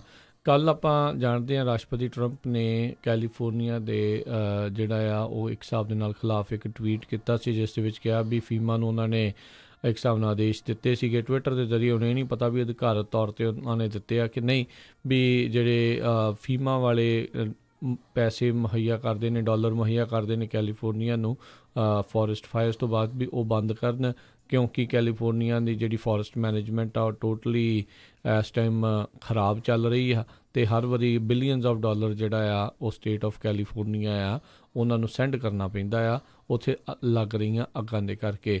ਉਸ ਤੋਂ ਬਾਅਦ ਦੇ ਵਿੱਚ ਜਿਹੜੇ ਬਹੁਤ ਸਾਰੇ ਫਾਇਰ ਫਾਈਟਰਸ ਆ ਉਹ ਜਿਹੜੇ ਇਹਨਾਂ ਦੇ ਇਸ ਬਿਆਨ ਤੋਂ ਕਾਫੀ ਨਿਰਾਸ਼ ਜਿਹੜੇ ਆ ਉਹ ਨਜ਼ਰ ਆਏ। ਕਹਿੰਦੇ ਵੀ ਉਹ ਤਾਂ ਸਾਡੇ ਜਿਹੜੇ ਰਾਸ਼ਟਰਪਤੀ 3000 ਮੀਲ ਦੂਰ ਜਿਹੜੇ ਬੈਠੇ ਵਾਸ਼ਿੰਗਟਨ DC ਤੋਂ ਟਵੀਟ ਜਿਹੜਾ ਉਹ ਕਰ ਰਹੇ ਨੇ, ਅਤੇ ਇੱਧਰ ਜਿਹੜੇ ਕੈਲੀਫੋਰਨੀਆ ਦੇ ਵਿੱਚ ਵੈਸਟ ਦੇ ਵਿੱਚ ਬਹੁਤ ਸਾਰੇ ਲੋਕ ਆਪੋ ਆਪਣੇ ਜਿਹੜੇ ਆ ਨਜ਼ਦੀਕੀ ਰਿਸ਼ਤੇਦਾਰਾਂ ਨੂੰ, ਦੋਸਤਾਂ ਮਿੱਤਰਾਂ ਨੂੰ, ਚਹੇਤਿਆਂ ਨੂੰ ਇਹਨਾਂ ਅੱਗਾਂ ਦੇ ਵਿੱਚ ਜਿਹੜੇ ਆ ਉਹ ਗਵਾ ਚੁੱਕੇ ਹੋਏ ਨੇ। ਕਮਿਊਨਿਟੀਆਂ ਜਿਹੜੀਆਂ ਉਹ ਵਾਈਪ ਆਊਟ ਹੋ ਚੁੱਕੀਆਂ ਨੇ ਮੈਪਸ ਤੋਂ, ਅਤੇ ਉਹ ਇਸ ਤਰੀਕੇ ਦੇ ਨਾਲ ਜਿਹੜੀਆਂ ਆ ਉਹ ਗੱਲਾਂ ਕਰ ਰਹੇ ਆ, ਉਹ ਇਹਨਾਂ ਨੂੰ ਸ਼ੁਭਦੀਆਂ ਨਹੀਂ ਆ, ਉਹ ਚੰਗਾ ਜਿਹੜੀ ਉਹ ਗੱਲ ਨਹੀਂ ਹੈਗੀ। ਇਹ ਕੋਈ ਹੈ ਤਾਂ ਨਹੀਂ ਆ ਕੋਈ ਜਾਣ ਬੁੱਝ ਕੇ ਅੱਗ ਜਿਹੜੀਆਂ ਆ ਉਹ ਲਾ ਰਿਹਾ ਹੈ, ਕੁਦਰਤੀ ਆਫਤ ਆ, ਅਤੇ ਇਹਨਾਂ ਤੋਂ ਬਚਣ ਦੇ ਲਈ ਅਸੀਂ ਦਿਨ ਰਾਤ ਮਿਹਨਤ ਕਰ ਰਹੇ ਆ। ਕਈ ਦਿਨ ਜਿਹੜੇ ਅਸੀਂ ਅੱਗਾਂ ਦੇ ਨਾਲ ਜੂਝਦੇ ਹਾਂ, ਕਿਸੇ ਨੂੰ ਕੋਈ ਚਾਅ ਨਹੀਂ ਆ ਵੀ ਇਹਨਾਂ ਅੱਗਾਂ ਦੇ ਨਾਲ ਜਿਹੜਾ ਆ ਬਾਰ-ਬਾਰ ਹਰ ਸਾਲ ਕਈ ਵਾਰੀ ਜਿਹੜਾ ਉਹਨਾਂ ਨੂੰ ਜੂਝਣਾ ਪਵੇ। ਸੋ ਕਹਿੰਦੇ ਆ ਵੀ ਉਹਨਾਂ ਨੂੰ ਇਸ ਤਰੀਕੇ ਦੀ ਬਿਆਨਬਾਜ਼ੀ ਤੋਂ ਜਿਹੜਾ ਆ ਉਹ ਗੁਰੇਜ਼ ਕਰਨਾ ਚਾਹੀਦਾ ਆ। ਕਾਫੀ ਨਾਖੁਸ਼ ਜਿਹੜੇ ਫਾਇਰ ਫਾਈਟਰਸ ਜਿਹੜੇ ਆ ਉਹ ਨਜ਼ਰ ਆਏ ਉਹਨਾਂ ਦੇ ਇਸ ਬਿਆਨ ਤੋਂ। ਬਿਲਕੁਲ 2018 ਸੰਨ ਦੇ ਵਿੱਚ ਪ੍ਰੈਜ਼ੀਡੈਂਟ ਡੋਨਲਡ ਟਰੰਪ ਨੇ ਬਹੁਤ ਵਾਰ ਜਿਹੜੇ ਇਹ ਬਿਆਨ ਦਿੱਤੇ ਪਏ ਜਿਹੜੀ ਫੰਡਿੰਗ ਹੈਗੀ ਆ ਡਿਜ਼ਾਸਟਰ, ਖਾਸ ਕਰਕੇ ਜਿਹੜੀ ਫਾਇਰ ਨਾ ਹੁੰਦੀ ਹੈਗੀ ਕੈਲੀਫੋਰਨੀਆ ਨੂੰ, ਇਹ ਸਾਨੂੰ ਬੰਦ ਕਰਨੀ ਚਾਹੀਦੀ ਹੈਗੀ ਆ, ਕਿਉਂਕਿ ਜਿਹੜੇ ਫੋਰੈਸਟ ਮੈਨੇਜਮੈਂਟ ਪ੍ਰੈਕਟਿਸਿਸ ਜਿਹੜੀਆਂ ਹੈਗੀਆਂ ਆ ਉਹਦੇ ਵਿੱਚ ਬਹੁਤ ਸਾਰੇ ਫਲਾਜ਼ ਹੈਗੇ ਆ। ਅਤੇ ਸਰੋਤਿਆਂ ਨੂੰ ਯਾਦ ਹੀ ਹੋਊਗਾ ਪਿਛਲੀ ਵਾਰੀ ਜਦੋਂ ਕੈਂਪ ਫਾਇਰ ਲੱਗੀ ਸੀ 2018 ਦੇ ਵਿੱਚ, ਉਹਦੇ ਨਾਲ 85 ਲੋਕਾਂ ਦੀ ਮੌਤ ਹੋਈ ਸੀ ਅਤੇ ਹਜ਼ਾਰਾਂ ਦੇ ਕਰੀਬ ਜਿਹੜੇ ਘਰ ਆ ਉਹ ਸੜ ਕੇ ਸਵਾਹ ਹੋ ਗਏ। ਉਸ ਤੋਂ ਪਹਿਲਾਂ ਸੈਂਟਾ ਰੋਜ਼ਾ ਦੇ ਵਿੱਚ ਵੀ ਇਸ ਤਰ੍ਹਾਂ ਬਹੁਤ ਜ਼ਿਆਦਾ ਨੁਕਸਾਨ ਹੋਇਆ ਸੀ। ਇਸੇ ਤਰ੍ਹਾਂ ਸਦਰਨ ਕੈਲੀਫੋਰਨੀਆ ਦੇ ਵਿੱਚ ਵੀ ਪਿਛਲੇ ਕਈ ਸਾਲਾਂ ਤੋਂ ਲਗਾਤਾਰ ਲਗਭਗ ਹਰ ਸਾਲ ਹੀ ਜਿਹੜੀ ਅੱਗ ਲੱਗ ਜਾਂਦੀ ਹੈਗੀ ਆ। ਇਸ ਤੋਂ ਬਾਅਦ ਜਦੋਂ ਬਿਆਨ ਆਇਆ ਉਹਨਾਂ ਦਾ, ਅਤੇ ਸਪੀਕਰ ਜਿਹੜੇ ਹੈਗੇ ਆ ਨੈਂਸੀ ਪਲੋਸੀ, ਅਤੇ ਹੋਰ ਬਹੁਤ ਸਾਰੇ ਜਿਹੜੇ ਲਾ ਮੇਕਰਸ ਆ ਉਹਨਾਂ ਨੇ ਜਿਹੜਾ ਪ੍ਰੈਜ਼ੀਡੈਂਟ ਡੋਨਲਡ ਟਰੰਪ ਦੇ ਕਮੈਂਟ ਆ ਉਹਨਾਂ ਦਾ ਵਿਰੋਧ ਕੀਤਾ। ਅਤੇ ਨੈਂਸੀ ਪੈਲੋਸੀ ਨੇ ਜਿਹੜੇ ਹਾਊਸ ਮਿਨੋਰਿਟੀ ਲੀਡਰ ਹੈਗੇ ਆ ਕੈਵਿਨ ਮੈਕਾਰਥੀ ਰਿਪਬਲਿਕਨ ਆ ਕੈਲੀਫੋਰਨੀਆ ਤੋਂ ਹੀ ਆ, ਉਹਨਾਂ ਨੂੰ ਵੀ ਕਿਹਾ ਵੀ ਤੁਹਾਨੂੰ ਵੀ ਜਿਹੜਾ ਆ ਪ੍ਰੈਜ਼ੀਡੈਂਟ ਡੋਨਲਡ ਟਰੰਪ ਦੇ ਜਿਹੜੇ ਕੌਮੈਂਟਸ ਹੈਗੇ ਆ ਉਹਨਾਂ ਨੂੰ ਡਿਨਾਊਂਸ ਕਰਨਾ ਚਾਹੀਦਾ ਹੈਗਾ ਆ। ਸੋ ਬਹੁਤ ਸਾਰੇ ਜਿਹੜੇ ਫਾਇਰ ਫਾਈਟਰਸ ਆ ਉਹ ਅਪਸੈਟ ਵੀ ਹੈਗੇ ਇਸ ਗੱਲ ਤੋਂ ਵੀ ਅਸੀਂ ਆਪਣਾ ਸਾਰਾ ਦਾ ਜਿਹੜਾ ਆ ਅੱਗ ਲਾਉਣ ਦੇ ਉੱਤੇ ਲਾਣੇ ਹੈਗੇ ਆ। ਜਿਸ ਤਰ੍ਹਾਂ ਤੁਸੀਂ ਦੱਸਿਆ ਹੀ ਆ ਐਸੋਸੀਏਸ਼ਨ ਆਫ ਫਾਇਰ ਫਾਈਟਰਸ ਜਿਹੜੇ ਆ ਉਹਨਾਂ ਦੇ ਪ੍ਰੈਜ਼ੀਡੈਂਟ ਨੇ ਇਹ ਸਟੇਟਮੈਂਟ ਦਿੱਤੀ ਆ ਵੀ ਪ੍ਰੈਜ਼ੀਡੈਂਟ ਡੋਨਲਡ ਟਰੰਪ ਨੂੰ ਇਸ ਤਰ੍ਹਾਂ ਦੇ ਬਿਆਨ ਨਹੀਂ ਦੇਣੇ ਚਾਹੀਦੇ ਜਾਂ ਫੰਡਿੰਗ ਜਿਹੜੀ ਆ ਉਹ ਬੰਦ ਨਹੀਂ ਕਰਨੀ ਚਾਹੀਦੀ। ਜੀ ਜੀ। ਅਤੇ ਹਰਜੋਤ ਸਿੰਘ ਜੀ, ਇੱਕ ਬ੍ਰੇਕ ਦਾ ਵੇਲਾ ਹੋ ਚੁੱਕਾ, ਬ੍ਰੇਕ ਲੈਂਦੇ ਹਾਂ, ਉਸ ਤੋਂ ਬਾਅਦ ਮੁੜ ਕੇ ਫਿਰ ਵਾਪਸ ਆਉਂਦੇ ਹਾਂ। ਪ੍ਰੋਗਰਾਮ ਜਿਹੜਾ ਚੱਲਦਾ ਰਹੇਗਾ ਅਪਡੇਟ ਅਮਰੀਕਾ, ਇੱਦਾਂ ਹੀ ਖਬਰਾਂ ਹੋਰ ਤੁਹਾਡੇ ਨਾਲ ਸਾਂਝੀਆਂ ਕਰਦੇ ਰਹਿੰਦੇ ਹਾਂ।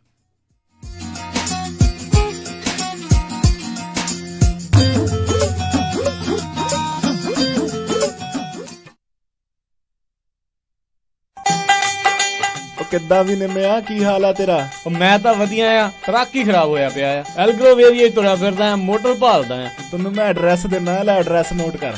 ਦੱਸੋ ਫਿਰ ਜਰਾ।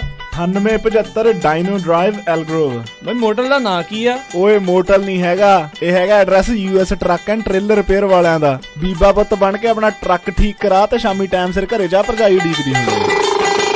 US truck and trailer repair, ਜਿਨ੍ਹਾਂ ਕੋਲੋਂ ਤੁਸੀਂ engine work, transmission, rear and clutch, oil change ਜਾਂ ਬ੍ਰੇਕ ਸਰਵਿਸ ਵਰਗਾ ਕੋਈ ਵੀ ਕੰਮ ਕਰਾ ਸਕਦੇ ਹੋ। ਇਹ ਹਰ ਤਰੀਕੇ ਦੇ ਟਰੱਕ ਅਤੇ ਟ੍ਰੇਲਰਾਂ ਦੀਆਂ ਅਲਾਈਨਮੈਂਟ ਅਤੇ ਮੁਰੰਮਤ ਕਰਦੇ ਨੇ ਤੇ ਤੁਸੀਂ ਇਹਨਾਂ ਤੋਂ ਆਪਣੇ ਟਰੱਕਾਂ ਲਈ ਪੁਰਾਣੇ ਅਤੇ ਨਵੇਂ ਟਾਇਰ ਬਹੁਤ ਹੀ ਵਾਜਿਬ ਦਾਮਾਂ ਤੇ ਵੀ ਖਰੀਦ ਸਕਦੇ ਹੋ। ਇਹ ਹਫਤੇ ਦੇ 7 ਦਿਨ ਸਵੇਰੇ 8 ਤੋਂ ਲੈ ਕੇ 6 ਵਜੇ ਤੱਕ ਖੁੱਲੇ ਰਹਿੰਦੇ ਨੇ। ਹੋਰ ਜਾਣਕਾਰੀ ਲਈ ਆਪ ਜੀ ਕਾਲ ਕਰੋ 916 686 2664 916 686 2664 ਤੇ ਇਹਨਾਂ ਦਾ ਐਡਰੈਸ ਹੈ 9875 ਡੀਨੋ ਡਰਾਈਵ ਐਲਗਰੋਵ ਕੈਲੀਫੋਰਨੀਆ। ਮਨਜਿੰਦਰ ਆ ਕੇ ਘਰ ਦੇ ਵਿੱਚ ਕਾਗਜ਼ ਪੱਤਰ ਜੇ ਖਿਲਾਰੇ ਹੋਏ ਆ, ਅਜੇ ਰਾਤ ਹੀ ਤਾਂ ਤੁਸੀਂ ਕੰਮ ਤੋਂ ਆਏ ਹੋ। ਜੋ ਥੋੜੇ ਚਿਰ ਤੱਕ ਆਪਾਂ ਟੈਕਸ ਭਰਨਾ ਉਹਦੀ ਤਿਆਰੀ ਕਰ ਰਿਹਾ ਸੀ ਤੇ ਬੜਾ ਫਿਕਰ ਲੱਗਿਆ ਹੋਇਆ ਮੈਨੂੰ। ਫਿਕਰ ਨਾ ਕਰੋ, ਆਪਾਂ ਚੱਲਦੇ ਆ ਇੰਦਰਪਾਲ ਸਿੰਘ ਮਿਆਲ IBS ਟੈਕਸ ਵਾਲਿਆਂ ਦੇ, ਜਿਹੜੇ ਕਿ 1982 ਤੋਂ ਟੈਕਸ ਭਰਨ ਦੇ ਵਿੱਚ ਲੋਕਾਂ ਦੀ ਮਦਦ ਕਰਦੇ ਆ ਰਹੇ ਹਨ, ਜਿੱਥੋਂ ਤੁਸੀਂ ਭਰਵਾ ਸਕਦੇ ਹੋ ਇੰਡੀਵਿਜੂਅਲ, ਬਿਜ਼ਨਸ, ਪਾਰਟਨਰਸ਼ਿਪ, ਕਾਰਪੋਰੇਟ ਦਾ ਹਰ ਇੱਕ ਤਰ੍ਹਾਂ ਦਾ ਟੈਕਸ, ਅਤੇ ਕਰਦੇ ਹਨ ਫ੍ਰੀ ਇਨੀਸ਼ੀਅਲ ਕੰਸਲਟੇਸ਼ਨ। ਇਹਨਾਂ ਦਾ ਭਰੋਸੇਯੋਗ ਸਟਾਫ ਹਰ ਇੱਕ ਪ੍ਰਕਾਰ ਦੇ ਨਾਲ ਤੁਹਾਡੀ ਮਦਦ ਕਰਦਾ ਹੈ। IBS tax service, tax and accounting corporation, ਅਤੇ ਇਹਨਾਂ ਦੀਆਂ 2 ਬ੍ਰਾਂਚਾਂ ਹਨ। ਸੈਕਰਾਮੈਂਟੋ ਨਟੋਮਸ ਬ੍ਰਾਂਚ ਦੇ ਲਈ ਗੱਲ ਕਰ ਸਕਦੇ ਹੋ ਇੰਦਰਪਾਲ ਸਿੰਘ ਮਿਆਲ ਜੀ ਨਾਲ 9166412585 916 641 2585 2087 ਅਰੇਨਾ ਬੁਲੇਵਾਰਡ ਸੂਈਟ 140, ਅਤੇ ਯੂਬਾ ਸਿਟੀ ਬ੍ਰਾਂਚ ਦੇ ਲਈ 5306747161 530 674 7161 327 ਪਰਸੀ ਐਵੇਨਿਊ ਯੂਬਾ ਸਿਟੀ। ਜੋ ਤੂੰ ਤਾਂ ਮੇਰੀ ਮੁਸ਼ਕਿਲ ਆਸਾਨ ਕਰਤੀ ਆ। ਚੱਲ ਫਿਰ ਚੱਲਦੇ ਆ IBS ਟੈਕਸ ਸਰਵਿਸ ਵਾਲਿਆਂ ਦੇ। ਨਵੇਂ ਕਲਾਇੰਟਸ ਵਾਸਤੇ ਟੈਕਸ ਪ੍ਰੈਪਰੇਸ਼ਨ ਸਰਵਿਸ ਤੇ $10 ਆਫ ਰੱਖੇ ਗਏ ਹਨ। ਅਮਨ, ਆਪਾਂ ਸੈਕਰਾਮੈਂਟੋ ਵਿੱਚ ਮੂਵ ਤਾਂ ਹੋ ਗਏ ਆ, ਹੁਣ ਇੱਥੇ ਆਪਾਂ ਚੰਗਾ ਜਿਹਾ ਡਾਕਟਰ ਤੇ ਫੈਮਿਲੀ ਕਲੀਨਿਕ ਵੀ ਲੱਭ ਲਈਏ। ਤੁਸੀਂ ਫਿਕਰ ਹੀ ਛੱਡ ਦਿਓ ਜੀ। ਮੇਰੀ ਫਰੈਂਡ ਰਿਤੂ ਦੀ ਕਾਲ ਆਈ ਸੀ, ਉਹਨੇ ਮੈਨੂੰ ਨੰਬਰ ਦਿੱਤਾ ਹੈ ਤੱਖਰ ਅਰਜੈਂਟ ਕੇਅਰ ਅਤੇ ਫੈਮਿਲੀ ਮੈਡੀਸਨ ਵਾਲਿਆਂ ਦਾ। ਅੱਛਾ, Takhar urgent care and family medicine, ਜਿੱਥੋਂ ਕਰਵਾ ਸਕਦੇ ਹੋ adult and child physical, DOT and naan DOT ਫਿਜ਼ੀਕਲਸ, employment ਫਿਜ਼ੀਕਲਸ ਅਤੇ ਸਕੂਲ ਫਿਜ਼ੀਕਲਸ। ਇਸ ਦੇ ਨਾਲ ਹੀ EKG, blood work, urine analysis, TB testing, year irrigation ਅਤੇ ਇਨਗ੍ਰੋਨ ਟੋਨੇਲ ਰਿਮੂਵਲ। ਇਸ ਦੇ ਨਾਲ ਹੀ ਚਮੜੀ ਦੇ ਰੋਗਾਂ ਦਾ ਇਲਾਜ ਵੀ ਕਰਵਾ ਸਕਦੇ ਹੋ, ਅਤੇ ਇੱਥੋਂ ਤੁਸੀਂ ਲੈ ਸਕਦੇ ਹੋ ਮੈਡੀਕਲ ਸਪਾ ਦੀਆਂ ਸਾਰੀਆਂ services, laser hair removal, fillers, wrinkles relaxers, anti-aging treatments, microdermabrasion, skin rejuvenation, fine lines, brown spots, spider veins, stretch marks ਅਤੇ acne ਅਤੇ ਹੋਰ ਵੀ ਬਹੁਤ ਕੁਝ, ਅਤੇ ਲੈ ਸਕਦੇ ਹੋ ਆਪਣੇ ਬਜਟ ਮੁਤਾਬਕ ਟ੍ਰੀਟਮੈਂਟ ਪਲਾਨ। ਵਧੇਰੇ ਜਾਣਕਾਰੀ ਲਈ ਗੱਲ ਕਰ ਸਕਦੇ ਹੋ doctor Paramjit Singh Takhar MD 9166889994 8191 Timberlake Way Suite 350 ਅਤੇ 400 Sacramento। ਇਮੀਗ੍ਰੇਸ਼ਨ, ਫੈਮਿਲੀ ਲਾਅ ਦੇ ਨਾਲ ਸੰਬੰਧਿਤ ਕਿਸੇ ਵੀ ਤਰ੍ਹਾਂ ਦੀ ਕਾਨੂੰਨੀ ਸਲਾਹ ਦੇ ਲਈ ਗੱਲ ਕਰ ਸਕਦੇ ਹੋ ਸ਼ਾਹਿਦ ਮਨਜ਼ੂਰ ਜੀ ਨਾਲ। ਪਰਸਨਲ ਇੰਜਰੀ ਜਿਵੇਂ ਕਿ ਕਾਰ ਐਕਸੀਡੈਂਟ, ਸਲਿਪ ਅਤੇ ਫਾਲ ਦੇ ਨਾਲ ਸੰਬੰਧਿਤ ਕਿਸੇ ਵੀ ਤਰ੍ਹਾਂ ਦੀ ਕਾਨੂੰਨੀ ਸਲਾਹ ਦੇ ਲਈ ਗੱਲ ਕਰ ਸਕਦੇ ਹੋ ਸ਼ਾਹਿਦ ਮਨਜ਼ੂਰ ਲਾ ਫਰਮ 3017 ਡੌਗਲਸ ਬੁਲੇਵਾਰਡ ਸੂਈਟ 104 ਰੋਜ਼ਵਿਲ। ਵਧੇਰੇ ਜਾਣਕਾਰੀ ਲਈ ਗੱਲ ਕਰ ਸਕਦੇ ਹੋ 9163061665 916 306 1665 ਮਨਜ਼ੂਰ ਲਾ ਫਰਮ। ਇੰਡੀਅਨ ਕਿਚਨ ਐਲਕ ਗਰੋਵ, ਜਿੱਥੋਂ ਖਾ ਸਕਦੇ ਹੋ ਵੈਜ ਅਤੇ ਨਾਨ ਵੈਜ ਖਾਣਾ। 90 ਬੰਦਿਆਂ ਦੇ ਬੈਠਣ ਲਈ ਰੈਸਟੋਰੈਂਟ ਦੇ ਵਿੱਚ ਕਰ ਸਕਦੇ ਹੋ ਹਰ ਇੱਕ ਤਰ੍ਹਾਂ ਦੀ ਬਰਥਡੇ ਪਾਰਟੀ, ਕਿਟੀ ਪਾਰਟੀ ਜਾਂ ਫਿਰ ਬੇਬੀ ਸ਼ਾਵਰ ਪਾਰਟੀ ਅਤੇ ਰਿੰਗ ਸੈਰੇਮਨੀ ਪਾਰਟੀ ਵੀ ਕਰ ਸਕਦੇ ਹੋ ਅਤੇ 500 ਤੱਕ ਬੰਦਿਆਂ ਦੀ ਕੇਟਰਿੰਗ ਵੀ ਕਰਦੇ ਹਨ। 2619 ਵੈਸਟ ਟੈਰਨ ਕੋਰਟ, ਐਲਕ ਗਰੋਵ। ਵਧੇਰੇ ਜਾਣਕਾਰੀ ਲਈ ਗੱਲ ਕਰ ਸਕਦੇ ਹੋ 9167140777 ਜਾਂ ਫਿਰ 9165050185, 916-714-0777 ਜਾਂ ਫਿਰ 916-505-0185।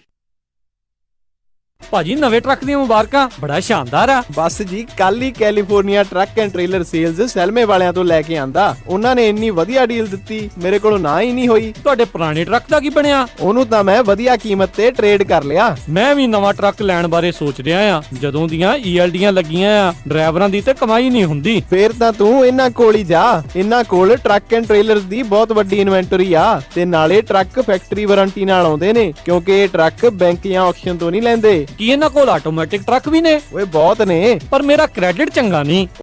ਕਰ ਇਹਨਾਂ ਕੋਲ ਨੋ ਕ੍ਰੈਡਿਟ ਤੇ ਬੈਡ ਕ੍ਰੈਡਿਟ ਵਾਲਿਆਂ ਲਈ ਵੀ ਵਾਂਗ $3-4 ਵਾਧੂ ਫੀਸਾਂ ਨਹੀਂ ਲਾਉਂਦੇ। ਫਿਰ ਤਾਂ ਮੈਂ ਕੱਲ ਹੀ ਜਾਣਾ ਆ। California truck and trailer sales 10604 east mountain view, Selma ਬਲੇਰੋ ਦੇ ਪਿੱਛੇ। ਹਫਤੇ ਦੇ 7 ਦਿਨ ਖੁੱਲੇ ਰਹਿੰਦੇ ਨੇ। ਹੋਰ ਜਾਣਕਾਰੀ ਲਈ ਕਾਲ ਨਵਪ੍ਰੀਤ ਸਿੰਘ ਜਾਂ ਅਮੀਰ ਕਬਾਨੀ 5599052166 559-905-2166।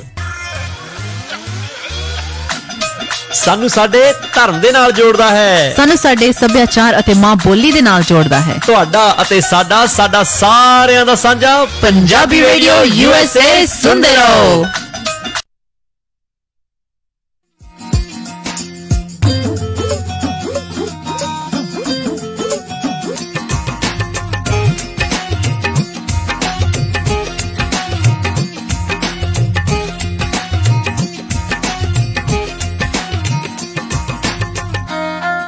ਪੰਜਾਬੀ ਰੇਡੀਓ USA ਸੁਣ ਰਹੇ ਸਾਰੇ ਸਰੋਤਿਆਂ ਨੂੰ ਇੱਕ ਵਾਰੀ ਫੇਰ ਨਿੱਘੀ ਜੀ ਆਇਆਂ ਨੂੰ। ਸਭ ਦਾ ਸਵਾਗਤ ਹੈ ਸਰੋਤਿਓ ਪ੍ਰੋਗਰਾਮ ਦੇ ਵਿੱਚ। ਪ੍ਰੋਗਰਾਮ ਚੱਲ ਰਿਹਾ ਜੀ ਇਸ time update America. Harjot Singh ji ਆਇਆਂ ਨੂੰ ਸਵਾਗਤ ਹੈ ਜੀ। ਧੰਨਵਾਦ ਜੀ। ਇੱਕ ਵਾਰੀ ਫੇਰ ਸਰੋਤਿਆਂ ਨੂੰ ਜੀ ਆਇਆਂ ਨੂੰ ਤੇ ਬਹੁਤ ਹੀ ਪਿਆਰ ਤੇ ਸਤਿਕਾਰ ਭਰੀ ਸਤਿ ਸ੍ਰੀ ਅਕਾਲ ਜੀ। ਤੇ ਅਗਲੀਆਂ ਜਿਹੜੀਆਂ ਖਬਰਾਂ ਉਸ ਦੇ ਉੱਤੇ ਜਿਹੜੀ ਨਜ਼ਰ ਮਾਰਦੇ ਹਾਂ, ਜਿਹੜੇ ਸਾਊਥ ਅਮਰੀਕਾ ਦਾ ਜਿਹੜਾ ਇੱਕ ਮੁਲਕ ਆ ਵੈਨੇਜ਼ੁਏਲਾ, ਜਿਹੜਾ ਕਾਫੀ ਤੇਲ ਦੇ ਭੰਡਾਰ ਵਾਲਾ ਮੁਲਕ ਆ, ਉੱਥੇ ਕਹਿੰਦੇ ਦੂਜੀ ਵਾਰੀ ਮੁੜ ਕੇ ਜਿਹੜਾ ਪ੍ਰੈਜ਼ੀਡੈਂਟ ਮਡੋਰੋ ਆ ਉਸ ਨੇ ਆਪਣੀ ਸੈਕਿੰਡ ਟਰਮ ਦੇ ਲਈ ਸਹੁੰ ਜਿਹੜੀ ਆ ਉਹ ਚੁੱਕ ਲਈ ਆ। 2013 ਤੋਂ ਲਗਾਤਾਰ ਨਿਕੋਲਸ ਮਡੋਰੋ ਉੱਥੇ ਰਾਸ਼ਟਰਪਤੀ ਦੇ ਵਜੋਂ ਜਿਹੜਾ ਆ ਉਹ ਚੱਲ ਰਿਹਾ ਆ, ਉਸ ਅਹੁਦੇ ਦੇ ਉੱਤੇ ਹੈਗਾ ਆ। ਮਈ 2018 ਦੇ ਵਿੱਚ ਜਿਹੜੀਆਂ ਇਲੈਕਸ਼ਨਾਂ ਹੋਈਆਂ ਸੀ ਅਤੇ ਜਿਹੜੀ ਓਪੋਜੀਸ਼ਨ ਨੇ ਜਿਹੜੇ ਬਾਈਕਾਟ ਵੀ ਕੀਤਾ ਸੀ ਅਤੇ ਇਹ ਵੀ ਜਿਹੜੇ ਆ ਉੱਥੇ ਦਾਅਵੇ ਪੇਸ਼ ਕੀਤੇ ਜਾ ਰਹੇ ਸੀ ਕਿ ਵੀ ਬਹੁਤ ਜ਼ਿਆਦਾ ਵੋਟ ਦੇ ਵਿੱਚ ਰਿਗਿੰਗ ਜਿਹੜੀ ਆ ਉਹ ਹੋਈ ਆ। ਇੱਕ ਤਰਫਾ ਜਿਹੜੀ ਉਹਨਾਂ ਨੇ ਵੋਟਾਂ ਇੱਕ ਹਿਸਾਬ ਦੇ ਨਾਲ ਪਵਾਈਆਂ ਆ, ਬਹੁਤ ਹੇਰਾਫੇਰੀਆਂ ਕੀਤੀਆਂ ਆ।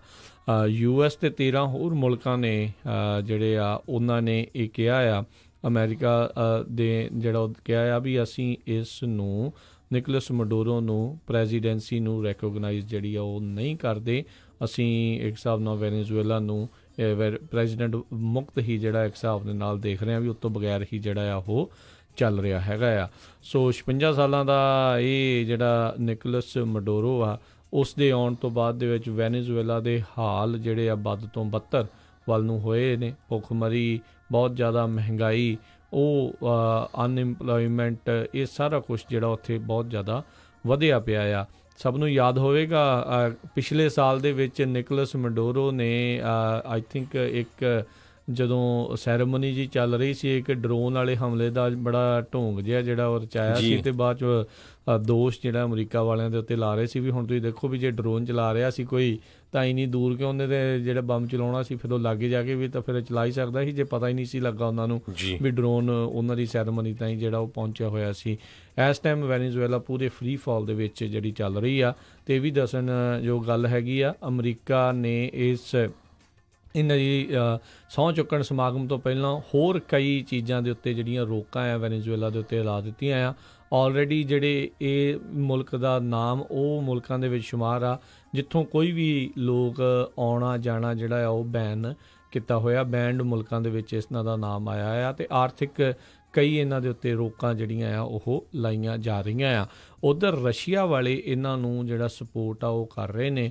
ਅੱਜ ਤੋਂ ਕੁਛ ਮਹੀਨੇ ਪਹਿਲਾਂ ਅਮਰੀਕਾ ਜਿਹੜਾ ਰੂਸ ਦਾ ਇੱਕ ਸਭ ਤੋਂ ਵੱਡਾ ਜਿਹੜਾ ਬੰਬਰ ਜਹਾਜ਼ ਆ ਉਸ ਨੂੰ ਲੈਂਡ ਹੁੰਦੇ ਤੇ ਉੱਥੋਂ ਉਡਾਨ ਭਰਦੇ ਹੋਏ ਵੈਨੇਜ਼ੁਏਲਾ ਦੇ ਵਿੱਚੋਂ ਜਿਹੜਾ ਆ ਉਹ ਦੇਖਿਆ ਗਿਆ ਸੀਗਾ। ਸੋ ਇਸ ਪੂਰੇ ਮਾਮਲੇ ਦੇ ਵਿੱਚ ਕਿਤੇ ਨਾ ਕਿਤੇ ਪੁਤਿਨ ਦਾ ਹੱਥ ਜਾਂ ਪੁਤਿਨ ਦੀ ਜਿਹੜਾ ਕਹਿ ਲਓ ਵੀ ਪਿੱਠ ਜਿਹੜਾ ਆ ਉਹ ਇਸ ਦੀ ਥਾਪੜ ਦਾ ਨਜ਼ਰ ਆ ਰਿਹਾ ਆ। ਅਤੇ ਇਹ ਹੋ ਸਕਦਾ ਹੈ ਵੀ ਰੂਸ ਵਾਲੇ ਆਪਣਾ ਮਿਲਟਰੀ ਬੇਸ ਅਮਰੀਕਾ ਦੇ ਨਜ਼ਦੀਕ ਜਿਹੜਾ ਆ ਉਹ ਬਣਾਉਣ ਦੀ ਟਰਾਈ ਕਰ ਰਹੇ ਹੋਣ ਜੀ। ਅਤੇ ਆਪਾਂ ਜਿਸ ਤਰ੍ਹਾਂ ਪਹਿਲਾਂ ਖਬਰਾਂ ਦੇ ਵਿੱਚ ਨੈਸ਼ਨਲ ਐਮਰਜੈਂਸੀ ਦੀ ਗੱਲ ਕਰਦੇ ਸੀ USA ਦੇ ਵਿੱਚ, ਕਹਿੰਦੇ ਵੀ ਨੈਸ਼ਨਲ ਐਮਰਜੈਂਸੀ ਐਕਟ NEA 1976 ਦੇ ਵਿੱਚ ਰੈਗੂਲੇਟ ਹੋਇਆ ਸੀ, ਜਿਹਦੇ ਵਿੱਚ ਪ੍ਰੈਜ਼ੀਡੈਂਟ ਨੂੰ ਪਾਵਰਸ ਦਿੱਤੀਆਂ ਗਈਆਂ ਸੀਆਂ। ਸੋ ਇਹ ਜਿਹੜੀ ਸਾਡੇ ਸਰੋਤਿਆਂ ਦੀਆਂ ਵੀ ਕਾਲਾਂ ਆਈਆਂ ਸੀਆਂ ਵੀ ਉੱਦਾਂ ਦੀ ਐਮਰਜੈਂਸੀ ਨਹੀਂ ਜਿੱਦਾਂ ਦੀ ਇੰਡੀਆ ਦੇ ਵਿੱਚ ਲੱਗੀ ਸੀ। ਇਹ ਸਿਰਫ ਜਿਹੜਾ ਐਮਰਜੈਂਸੀ ਦਾ ਮਤਲਬ ਇਹ ਆ ਵੀ ਉਹਨਾਂ ਨੂੰ ਉਸ ਇਸ਼ੂ ਦੇ ਉੱਤੇ ਜਿਹੜੀ ਆ ਫੰਡਿੰਗ ਮਿਲ ਸਕੇ।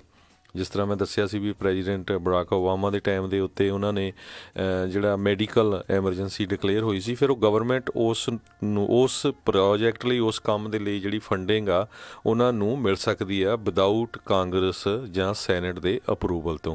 ਸੋ ਇਹ ਜਿਹੜੀ ਕੰਧ ਬਣਾਉਣ ਵਾਲਾ ਇਸ਼ੂ ਹੈਗਾ ਆ ਉਸ ਇਲੀਗਲ ਇਮੀਗ੍ਰੇਸ਼ਨ ਦਾ, ਇੱਥੇ ਆਉਣ ਦਾ, ਉਸ ਇਸ਼ੂ ਦੇ ਉੱਤੇ ਉਹ ਜਿਹੜੀ ਫੰਡਿੰਗ ਲੈਣ ਦੀ ਟਰਾਈ ਕਰ ਰਿਹਾ। ਹੋਰ ਜਿਹੜਾ ਆਮ ਲੋਕ ਆ ਜਿਹੜੇ ਆਪਣੇ ਵਰਗੇ, ਸਾਡੇ 'ਤੇ ਇਹਦਾ ਕੋਈ ਅਸਰ ਨਹੀਂ ਪੈਣਾ ਹੈਗਾ ਜੀ।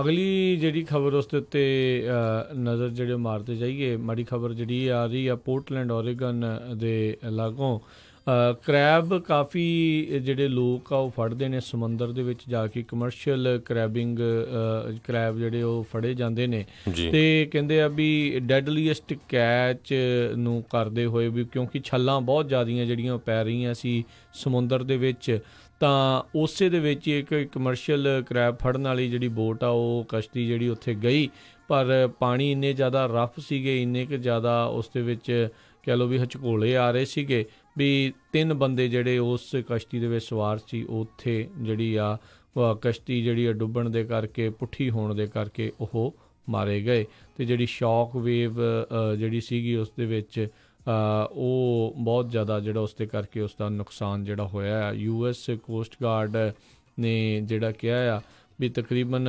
ਰਾਤ ਨੂੰ 10 ਵਜੇ ਇਹਨਾਂ ਦੀ ਜਿਹੜੀ ਕਸ਼ਤੀ ਆ ਉਹ ਕੈਪਸਾਈਜ਼ ਓਵਰਟਰਨ ਜਿਹੜੀ ਆ ਉਹ ਹੋ ਗਈ, ਪੁੱਠੀ ਹੋ ਗਈ, ਜਿਸ ਕਰਕੇ ਨਿਊਪੋਰਟ ਦੇ ਨਜ਼ਦੀਕ ਓਰੇਗਨ ਦੇ ਲਾਗੇ ਯਕੀਨਾ ਬੇ ਹੈਗੀ ਆ, ਉੱਥੇ ਇਹ ਘਟਨਾ ਜਿਹੜੀ ਹੈ ਵਾਪਰੀ ਹੈ। ਬਹੁਤ ਮਾੜੀ ਗੱਲ ਜਿਹੜੀ ਹੋਈ ਹੈ। 12 ਤੋਂ 14 ਫੁੱਟ ਤੱਕ ਦੀਆਂ ਜਿਹੜੀਆਂ ਵੇਵਜ਼ ਜਿਹੜੀਆਂ ਛੱਲਾਂ ਆ ਉੱਥੇ ਉਸ ਟਾਈਮ ਚੱਲ ਰਹੀਆਂ ਸੀਗੀਆਂ, ਅਤੇ ਇਸ ਪਤਾ ਹੋਣ ਦੇ ਬਾਵਜੂਦ ਵੀ ਜਿਹੜੇ ਲੋਕ ਉਸ ਦੇ ਵਿੱਚ ਉਹ ਗਏ, ਚਾਹੇ ਉਹਨਾਂ ਦਾ ਰੋਜ਼ਮਰਾ ਦਾ ਵੀ ਜਿਹੜਾ ਉਹ ਕੰਮ ਹੋਵੇ, ਕਿਸੇ ਨੂੰ ਲੱਗ ਵੀ ਰਿਹਾ ਹੋਵੇ ਵੀ ਚੱਲ ਕੋਈ ਨਹੀਂ ਆਪਾਂ ਇਹਦੇ ਵਿੱਚੋਂ ਕਰ ਲਾਂਗੇ, ਪਰ ਇਨ ਦੀ ਐਂਡ ਪਾਣੀ ਦੇ ਅੱਗੇ ਜਿਹੜਾ ਜ਼ੋਰ ਫਿਰ ਉਹਨਾਂ ਦਾ ਨਹੀਂ ਚੱਲਿਆ। ਸੋ ਇਹ ਜਿਹੜਾ ਬਿਜ਼ਨਸ ਹੈ ਕਹਿੰਦੇ ਓਰੇਗਨ 'ਚ ਬਹੁਤ ਵੱਡਾ ਹੈਗਾ ਆ। ਓਰੇਗਨ ਦੇ ਵਿੱਚ ਡੰਗਨੈਸ ਕਰੈਬਸ ਜਿਹੜੇ ਹੈਗੇ ਆ ਉਹ ਲੋਕ ਫੰਡ ਜਾਂਦੇ ਆ, ਅਤੇ ਇਹਦੀ ਕੀਮਤ ਕਹਿੰਦੇ ਲਗਭਗ $6 ਪਾਉਂਡ ਤੋਂ ਲੈ ਕੇ $12 ਪਾਉਂਡ ਤੱਕ ਹੈਗੀ ਆ। ਅਤੇ 424 ਵੈਸਲਸ ਦੇ ਪਰਮਿਟ ਜਿਹੜੀ ਓਰੇਗਨ ਦੀ ਗਵਰਨਮੈਂਟ ਆ ਉਹਨਾਂ ਨੇ ਦਿੱਤੇ ਹੋਏ ਆ, ਅਤੇ ਪਿਛਲੇ 10 ਸਾਲਾਂ 'ਚ ਐਵਰੇਜ 16 ਮਿਲੀਅਨ ਪਾਉਂਡ ਜਿਹੜੇ ਇਹ ਉਹ ਭੱਬੂ ਹੀ ਕਹਿ ਸਕਦੇ ਹਾਂ ਆਪਾਂ ਪੰਜਾਬੀ 'ਚ, ਕਰੈਬਸ ਜਿਹੜੇ ਖਾਂਦੇ ਆ ਲੋਕ, ਉਹਨਾਂ ਨੂੰ ਜਿਹੜੇ ਇਹ ਜਿਹੜੇ ਉੱਥੋਂ ਕਲੈਕਟ ਕਰਦੇ ਸੀ 16 ਮਿਲੀਅਨ ਪਾਉਂਡ, ਅਤੇ ਪਿਛਲੇ ਸਾਲ ਇਕੱਲੇ 23 ਮਿਲੀਅਨ ਪਾਉਂਡ ਉੱਥੋਂ ਕੀਤੇ ਆ ਇੱਕ ਸਾਲ 'ਚ, ਅਤੇ $6 ਤੋਂ ਲੈ ਕੇ $12 ਤੱਕ ਇਹਦੀ ਜਿਹੜੀ ਪ੍ਰਾਈਸ ਹੈਗੀ ਆ। ਸੋ ਬਹੁਤ ਵੱਡਾ ਜਿਹੜਾ ਇਹ ਬਿਜ਼ਨਸ ਹੈਗਾ ਆ। ਪਰ ਅੱਜ ਕੱਲ੍ਹ ਤੁਹਾਨੂੰ ਪਤਾ ਹੀ ਹੈ ਪਿਛਲੇ 1-2 ਹਫ਼ਤਿਆਂ 'ਚ ਜਿਹੜਾ ਸਮੁੰਦਰ ਆ ਉਹਦੇ ਵਿੱਚ ਜਿਹੜੀਆਂ ਵੇਵਜ਼ ਆ ਬਹੁਤ ਹਾਈ ਚੱਲ ਰਹੀਆਂ ਹੈਗੀਆਂ, ਅਤੇ ਉਹਦੇ ਵਿੱਚ ਜਿਹੜੀ ਸੇਫਟੀ ਜ਼ਰੂਰ ਉਹਨਾਂ ਨੂੰ ਦੇਖਣੀ ਚਾਹੀਦੀ ਸੀ, ਪਰ ਸਮਹਾਉ ਜਿਹੜੀ ਆ ਇਹ ਮਾੜੀ ਘਟਨਾ ਵਾਪਰ ਗਈ। ਜੀ ਜੀ। ਅਗਲੀ ਜਿਹੜੀ ਖਬਰ ਆ ਉਸ ਦੇ 'ਤੇ ਨਜ਼ਰ ਮਾਰਦੇ, ਕਈ ਵਾਰੀ ਹੁੰਦਾ ਨਾ ਵੀ ਚਾਹੇ ਥੋੜ੍ਹੇ ਬਹੁਤੇ ਸਕੂਲਾਂ 'ਚ ਲੈ ਲਓ ਜਾਂ ਕਿਸੇ ਥਾਂ ਦੇ ਉੱਤੇ ਬੰਦਾ ਸੋਚਦਾ ਵੀ ਮੈਂ ਹੀ ਜਿਹੜਾ ਉਹ ਰਾਜਾ ਆ, ਵੀ ਮੇਰੇ ਕਹੇ ਬਗੈਰ ਜਿਹੜਾ ਪਤਾ ਨਹੀਂ ਹਿਲਦਾ। ਇੱਦਾਂ ਦਾ ਹੀ ਜਿਹੜਾ ਆਪਣੀ ਲੋੜ ਤੋਂ ਵੱਧ ਪਾਵਰ ਇਸਤੇਮਾਲ ਕਰਨ ਵਾਲੀ ਜਿਹੜੀ ਖਬਰ ਕਿਤੇ ਮਿਲ ਰਹੀ ਆ, ਓਹਾਇਓ ਦੇ ਇੱਕ ਸਕੂਲ ਦੇ ਵਿੱਚ ਉੱਥੋਂ ਦਾ ਕਹਿੰਦੇ ਜਿਹੜਾ ਪ੍ਰਿੰਸੀਪਲ ਆ ਉਹ ਕਹਿੰਦੇ ਵਾਰਨ ਜਿਹੜਾ ਸ਼ਹਿਰ ਆ ਉੱਥੇ ਜਿਹੜਾ ਪ੍ਰਿੰਸੀਪਲ ਆ ਉਸ ਸਕੂਲ ਦਾ ਬਾਰ-ਬਾਰ ਹੈਂਡੀਕੈਪ ਪਲੇਸ ਦੇ ਵਿੱਚ ਆਪਣੀ ਗੱਡੀ ਜਿਹੜੀ ਆ ਉਹ ਲਾ ਦਿੰਦਾ ਸੀ। ਉਸ ਨੂੰ ਚੱਲਦਿਆਂ ਜਿਹੜਾ ਉੱਥੇ ਦਾ ਸਕੂਲ ਰਿਸੋਰਸ ਆਫਿਸਰ ਆ ਵਾਰਨ ਓਹਾਇਓ ਦੇ ਵਿੱਚ, ਉਸ ਨੇ ਪ੍ਰਿੰਸੀਪਲ ਨੂੰ ਪਾਰਕਿੰਗ ਟਿਕਟ ਜਿਹੜੀ ਆ ਉਹ ਇਸ਼ੂ ਕਰ ਦਿੱਤੀ। ਅਤੇ ਇੰਸਟੈਡ ਆਫ ਵੀ ਹਾਂ ਵੀ ਇਹ ਚੰਗਾ ਕੰਮ ਕੀਤਾ ਵੀ ਪ੍ਰਿੰਸੀਪਲ ਸ਼ਾਇਦ ਸੁਧਰ ਜੇ, ਪ੍ਰਿੰਸੀਪਲ ਨੇ ਕੀ ਕੀਤਾ ਵੀ ਉਹ ਅਫਸਰ ਨੂੰ, ਉਹ ਸਕੂਲ ਰਿਸੋਰਸ ਆਫਿਸਰ ਆ, ਉਸ ਨੂੰ ਸਕੂਲ ਤੋਂ ਹੀ ਬਾਹਰ ਜਿਹੜਾ ਆ ਉਹ ਕਢਵਾ ਦਿੱਤਾ। ਇਹ ਜਿਹੜਾ ਇੱਕ ਮਸਲਾ ਸਾਹਮਣੇ ਆਇਆ ਆ। ਕਈ ਵਾਰੀ ਲੋਕ ਸੋਚਦੇ ਆ ਅੱਜ ਦੇ ਯੁੱਗ ਦੇ ਵਿੱਚ ਵੀ ਇੱਦਾਂ ਦੀ ਜਿਹੜੀ ਖਬਰ ਆ ਉਹ ਬਾਹਰ ਜਿਹੜੀ ਸ਼ਾਇਦ ਨਹੀਂ ਜਾਊਗੀ, ਪਰ ਸੋਸ਼ਲ ਮੀਡੀਆ ਦਾ ਜ਼ਮਾਨਾ ਹੋਣ ਦੇ ਕਰਕੇ ਬਹੁਤ ਸਾਰੇ ਲੋਕ ਝੱਟ ਇਹ ਇੱਦਾਂ ਦੀ ਜਿਹੜੀ ਚੀਜ਼ ਆ ਉਹ ਸਾਰਿਆਂ ਦੇ ਸਾਹਮਣੇ ਜਿਹੜੀ ਨਸ਼ਰ ਕਰ ਦਿੰਦੇ। ਇਹ ਮਾੜੀ ਗੱਲ ਆ ਵੈਸੇ ਵੀ ਪ੍ਰਿੰਸੀਪਲ ਨੂੰ ਚਾਹੀਦਾ ਨਹੀਂ ਆ। ਪਹਿਲੀ ਤਾਂ ਗੱਲ ਵੀ ਜੇ ਹੈਂਡੀਕੈਪ ਵਾਲੇ ਨਹੀਂ ਤੁਹਾਡੇ ਕੋਲ ਪਲੇਸਡ ਜਿਹੜਾ ਹੈਗਾ ਅਤੇ ਤੁਸੀਂ ਉਸ ਨੂੰ ਨਾ ਉੱਥੇ ਤੁਸੀਂ ਨਾ ਲਾਓ, ਅਤੇ ਜੇ ਸਾਈਟੇਸ਼ਨ ਤੁਹਾਨੂੰ ਇਸ਼ੂ ਕੀਤੀ ਆ ਆਪਣੀ ਉਸ ਦੇ ਵਿੱਚ ਜ਼ਿੰਮੇਵਾਰੀ ਨੂੰ ਸਮਝੋ, ਉਸ ਦੇ ਵਿੱਚ ਸੁਧਾਰ ਕਰੋ, ਨਾ ਕਿ ਲੋੜ ਤੋਂ ਵੱਧ ਆਪਣੀ ਪਾਵਰ ਦਾ ਇਸਤੇਮਾਲ ਕਰੋ। ਜੀ ਅਗਲੀ ਖਬਰ ਵੱਲ ਚੱਲੀਏ। ਜਿਹੜਾ ਸੀਰੀਆ ਆ, ਸੀਰੀਆ ਦੇ ਵਿੱਚ ਪਿਛਲੇ ਸਾਲਾਂ ਦੇ ਵਿੱਚ ਖਬਰਾਂ ਆਈਆਂ ਸੀ ਕਿਸ ਤਰ੍ਹਾਂ ਭਈ UK ਦੇ ਬੋਰਨ ਕੁਛ ਜਿਹੜੇ ਬੱਚੇ ਹੈਗੇ ਆ ਉਹ ਸੀਰੀਆ ਦੇ ਵਿੱਚ ਆਈਸਿਸ ਦੇ ਨਾਲ ਜਿਹੜੇ ਫਾਈਟ ਕਰ ਰਹੇ ਹੈਗੇ ਆ। ਅਤੇ ਹੁਣ ਜਿਹੜੀ ਇਹ ਖਬਰ ਆ ਰਹੀ ਆ ਭਈ ਸੀਰੀਆ ਦੇ ਵਿੱਚ ਜਿਹੜੇ ਕੁਛ ਜਿਹੜਾ ਇੱਕ ਅਮਰੀਕਨ ਬੱਚਾ ਹੈਗਾ ਆ ਉਹ ਉੱਥੇ ਫੜਿਆ ਗਿਆ ਜੋ ਕਿ ਆਈਸਿਸ ਦੇ ਨਾਲ ਜਿਹੜਾ ਆ ਲੜ ਰਿਹਾ ਸੀ। 16 ਸਾਲਾਂ ਦਾ ਇਹ ਜਿਹੜਾ ਬੱਚਾ ਆ ਕਹਿੰਦੇ ਵੀ US ਤੋਂ ਬਿਲੋਂਗ ਕਰਦਾ ਹੈਗਾ ਆ, ਅਤੇ ਇਹ ਨਹੀਂ ਪਤਾ ਲੱਗਾ ਵੀ ਕਿਸ ਤਰ੍ਹਾਂ ਉਹ ਜਿਹੜਾ ਸੀਰੀਆ 'ਚ ਪਹੁੰਚਿਆ ਅਤੇ ਜਿਹੜੇ ਆਈਸਿਸ ਵਾਲੇ ਹੈਗੇ ਆ ਟੈਰਰਿਸਟ ਉਹਨਾਂ ਦੇ ਨਾਲ ਲੜ ਰਿਹਾ ਸੀ, ਉਹਨਾਂ ਦੇ ਵੱਲੋਂ ਲੜ ਰਿਹਾ ਸੀ। ਸੋ ਉਹਨੂੰ ਜਿਹੜਾ ਆ ਟਰਕੀ ਅਤੇ ਜਿਹੜੇ ਕਰਡਿਸ਼ ਲੋਕ ਆ ਉਹਨਾਂ ਨੇ ਅਰੈਸਟ ਕੀਤਾ।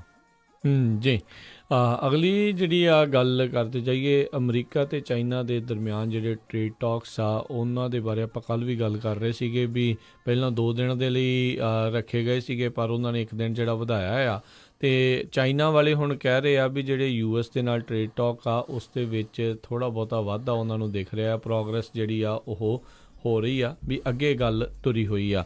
ਖਾਸ ਕਰਕੇ ਜਿਹੜੀ ਕਹਿੰਦੇ ਫੋਰਸਡ ਟੈਕਨੋਲੋਜੀ ਟਰਾਂਸਫਰ ਅਤੇ ਇੰਟਲੈਕਚੁਅਲ ਪ੍ਰੋਪਰਟੀ, ਜਿਹਨੂੰ IP ਰਾਈਟਸ ਵੀ ਜਿਹੜਾ ਆ ਉਹ ਕਿਹਾ ਜਾਂਦਾ ਵੀ ਜਿੱਥੇ ਦੇ ਬਣੀ ਹੋਵੇ ਟੈਕਨੋਲੋਜੀ ਉੱਥੇ ਤੱਕ ਹੀ ਜਿਹੜੀ ਉਹ ਸੀਮਿਤ ਰਹੇ। ਦੂਜੇ ਜਿਹੜੇ ਮੁਲਕ ਆ ਉਹ ਇਸ ਤਰੀਕੇ ਦੇ ਨਾਲ ਜਿਹੜੀਆਂ IP ਰਾਈਟਸ ਜਿਹੜੀਆਂ ਆ ਉਹਨਾਂ ਦੇ ਉੱਤੇ ਨਾ ਕਹਿ ਲਓ ਵੀ ਉੱਧਰਲੇ ਪਾਸੇ ਲੈ ਕੇ ਜਾਣ ਜਾਂ ਉਹ ਚੀਜ਼ਾਂ ਨੂੰ ਨਾ ਲੈ ਕੇ ਜਾਣ, ਕਿਉਂਕਿ ਰਾਸ਼ਟਰਪਤੀ ਟਰੰਪ ਖਾਸੇ ਨਿਰਾਸ਼ ਸੀਗੇ ਇਹਨਾਂ ਚੀਜ਼ਾਂ ਤੋਂ ਵੀ ਚਾਈਨਾ ਵਾਲੇ ਵੀ ਅਮਰੀਕਾ ਦੇ ਵਿੱਚ ਟੈਕਨੋਲੋਜੀ ਜਿਹੜੀ ਆ ਉਹ ਬਣਦੀ ਆ ਅਤੇ ਚਾਈਨਾ ਵਾਲੇ ਜਿਹੜੇ ਆ ਉੱਥੋਂ ਫਿਰ ਉਸ ਟੈਕਨੋਲੋਜੀ ਨੂੰ ਚੋਰੀ ਕਰਕੇ ਉੱਥੇ ਲੈ ਜਾਂਦੇ ਨੇ ਅਤੇ ਫਿਰ ਉੱਥੇ ਉੱਦਾਂ ਦੀਆਂ ਚੀਜ਼ਾਂ ਜਿਹੜੀਆਂ ਉਹ ਬਣਾਉਣ ਲੱਗ ਜਾਂਦੇ ਨੇ, ਅਤੇ ਇਸ ਦੇ ਕਰਕੇ ਵੀ ਕਾਫੀ ਜਿਹੜੇ ਆ ਉਹ ਨਾਖੁਸ਼ ਸੀਗੇ। ਸੋ 3 ਦਿਨਾਂ ਦੇ ਇਸ ਗੱਲਬਾਤ ਦੇ ਵਿੱਚ ਜਿਹੜੇ ਬੀਜਿੰਗ ਵਾਲੇ ਬੇਸਿਕਲੀ ਉਹ ਕਹਿ ਰਹੇ ਨੇ ਵੀ ਸਾਨੂੰ ਪ੍ਰੋਗਰੈਸ ਜਿਹੜੀ ਉਹ ਨਜ਼ਰ ਆ ਰਹੀ ਆ। ਅਜੇ 90 ਦਿਨਾਂ ਦੀ ਜਿਹੜੀ ਟਰੂਸ ਆ ਦੋਨਾਂ ਦੇ ਵਿੱਚ ਜਿਹੜੀ ਇੱਕ ਹਿਸਾਬ ਦੇ ਨਾਲ ਵੀ ਸੀਜ਼ ਟੈਰਿਫ ਵਾਲੀ ਆ ਉਹ ਗੱਲ ਚੱਲ ਰਹੀ ਆ ਵੀ ਦੋਨੋਂ ਪਾਸੋਂ ਕਿਸੇ ਵੀ ਤਰੀਕੇ ਦਾ ਟੈਰਿਫ ਨਾ ਵਧਾਉਣ ਦੀ ਗੱਲ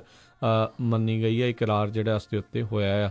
ਸੋ ਲੈਟਸ ਸੀ ਜਿਹੜਾ ਇਸ ਦੇ ਵਿੱਚ ਅੱਗੇ ਆਉਣ ਵਾਲੇ ਸਮੇਂ ਦੇ ਵਿੱਚ ਕੀ ਬਣਦਾ ਹੈਗਾ ਆ। ਅਤੇ ਕਹਿੰਦੇ ਵੀ ਜੇ 90 ਦਿਨਾਂ ਦੇ ਵਿੱਚ ਕੋਈ ਸਮਝੌਤਾ ਦੋਨਾਂ ਮੁਲਕਾਂ ਦੇ ਵਿੱਚ ਨਹੀਂ ਹੁੰਦਾ ਤਾਂ ਜਿਹੜੇ ਹੋਰ ਕਈ ਕੀਮਤਾਂ ਦੇ ਵਿੱਚ ਵਾਧਾ ਹੋ ਸਕਦਾ ਹੈ, ਅਤੇ ਖਾਸ ਕਰਕੇ ਜਿਹੜੇ ਅਮਰੀਕੀ ਫਾਰਮਰਜ਼ ਹੈਗੇ ਆ ਉਹਨਾਂ ਉੱਤੇ ਭੈੜਾ ਅਸਰ ਜਿਹੜਾ ਹੋ ਸਕਦਾ ਆ।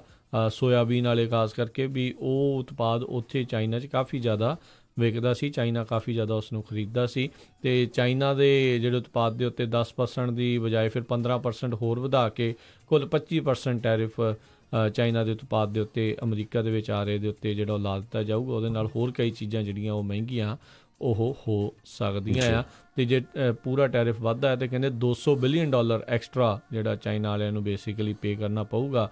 ਪਰ ਇਹਦਾ ਮਤਲਬ ਫਿਰ ਉਦੋਂ ਇਹ ਨਹੀਂ ਹੁੰਦਾ ਵੀ ਜਿਹੜਾ $500 ਬਿਲੀਅਨ ਦਾ ਸਮਾਨ ਉਹ ਵਿਕੂਗਾ ਹੀ ਵਿਕੂਗਾ ਅਮਰੀਕਾ ਦੇ ਵਿੱਚ, ਉਹ ਮਿਆਦ ਵੀ ਫਿਰ ਜਿਹੜੀ ਉਹ ਘੱਟ ਸਕਦੀ ਆ।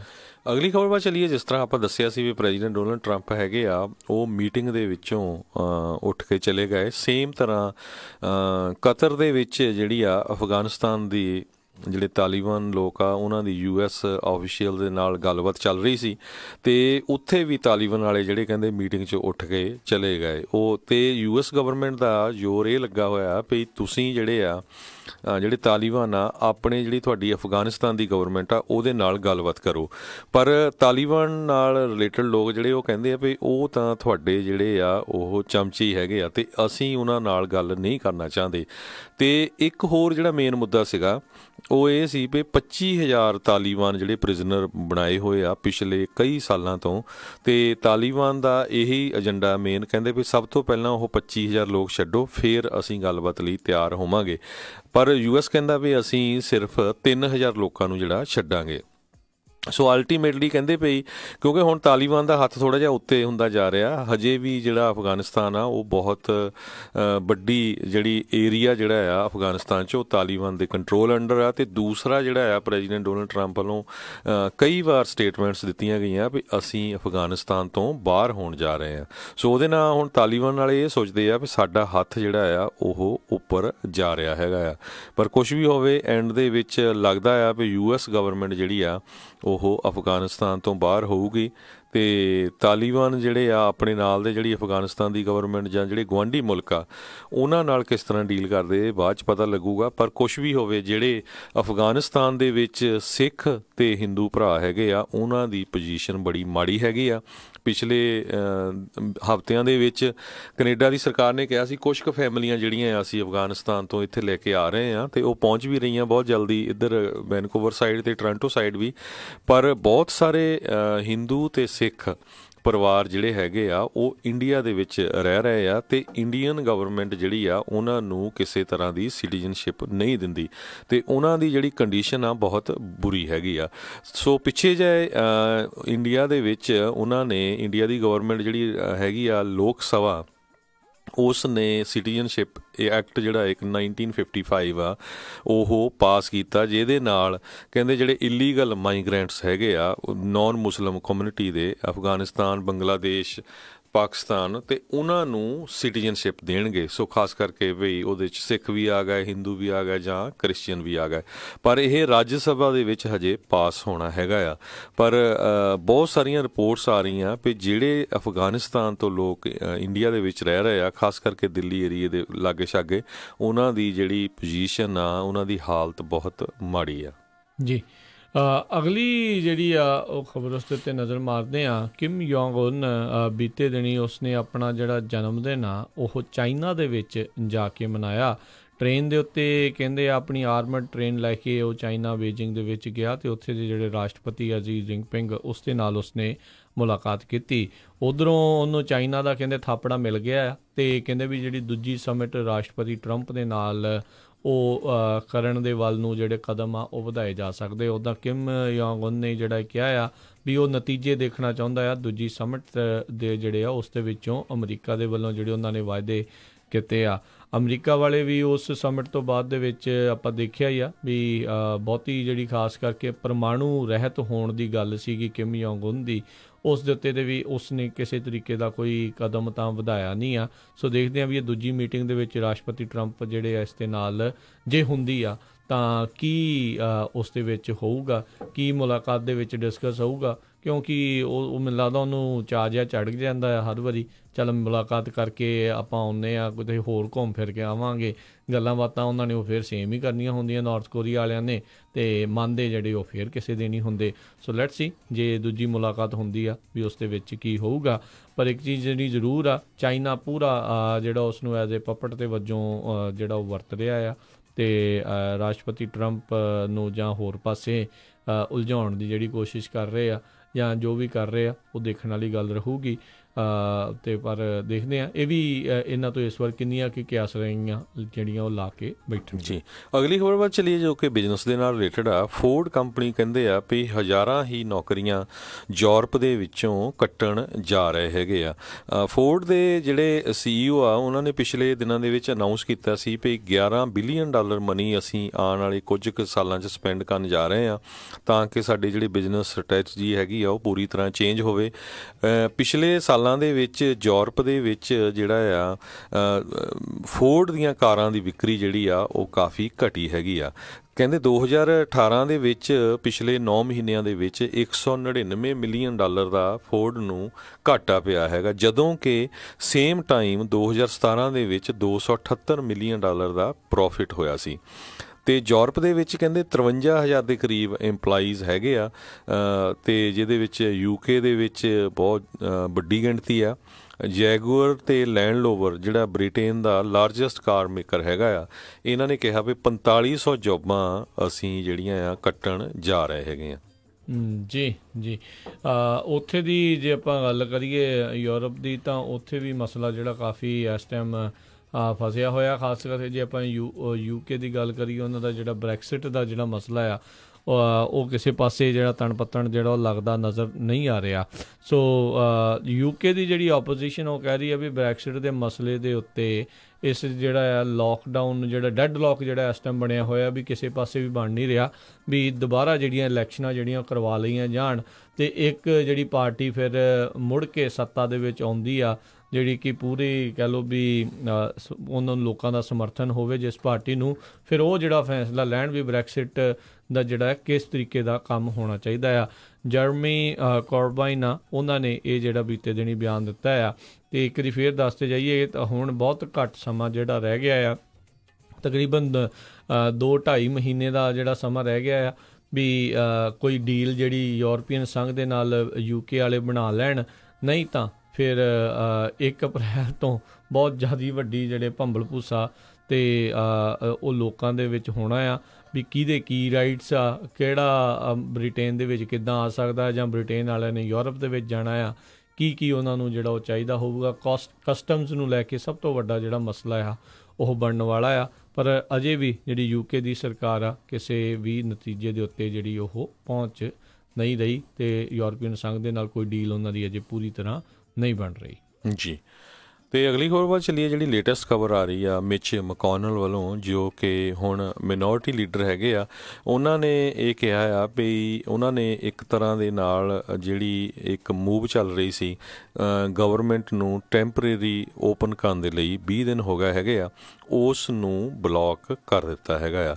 ਉਹ ਫਲੋਰ ਦੇ ਉੱਤੇ ਉਹਨਾਂ ਨੇ ਸੈਨੇਟ ਜਿਹੜੇ ਡੈਮੋਕ੍ਰੇਟ ਸੀ ਉਹਨਾਂ ਨੇ ਲੈ ਕੇ ਆਣੀ ਸੀ ਜਿਹੜਾ ਆਪਣਾ ਏਜੰਡਾ, ਅਤੇ ਉਸ ਨੂੰ ਜਿਹੜਾ ਆ ਲੇਟੈਸਟ ਖਬਰ ਇਹ ਆ ਰਹੀ ਆ ਵੀ ਬਲੌਕ ਕਰ ਦਿੱਤਾ ਆ।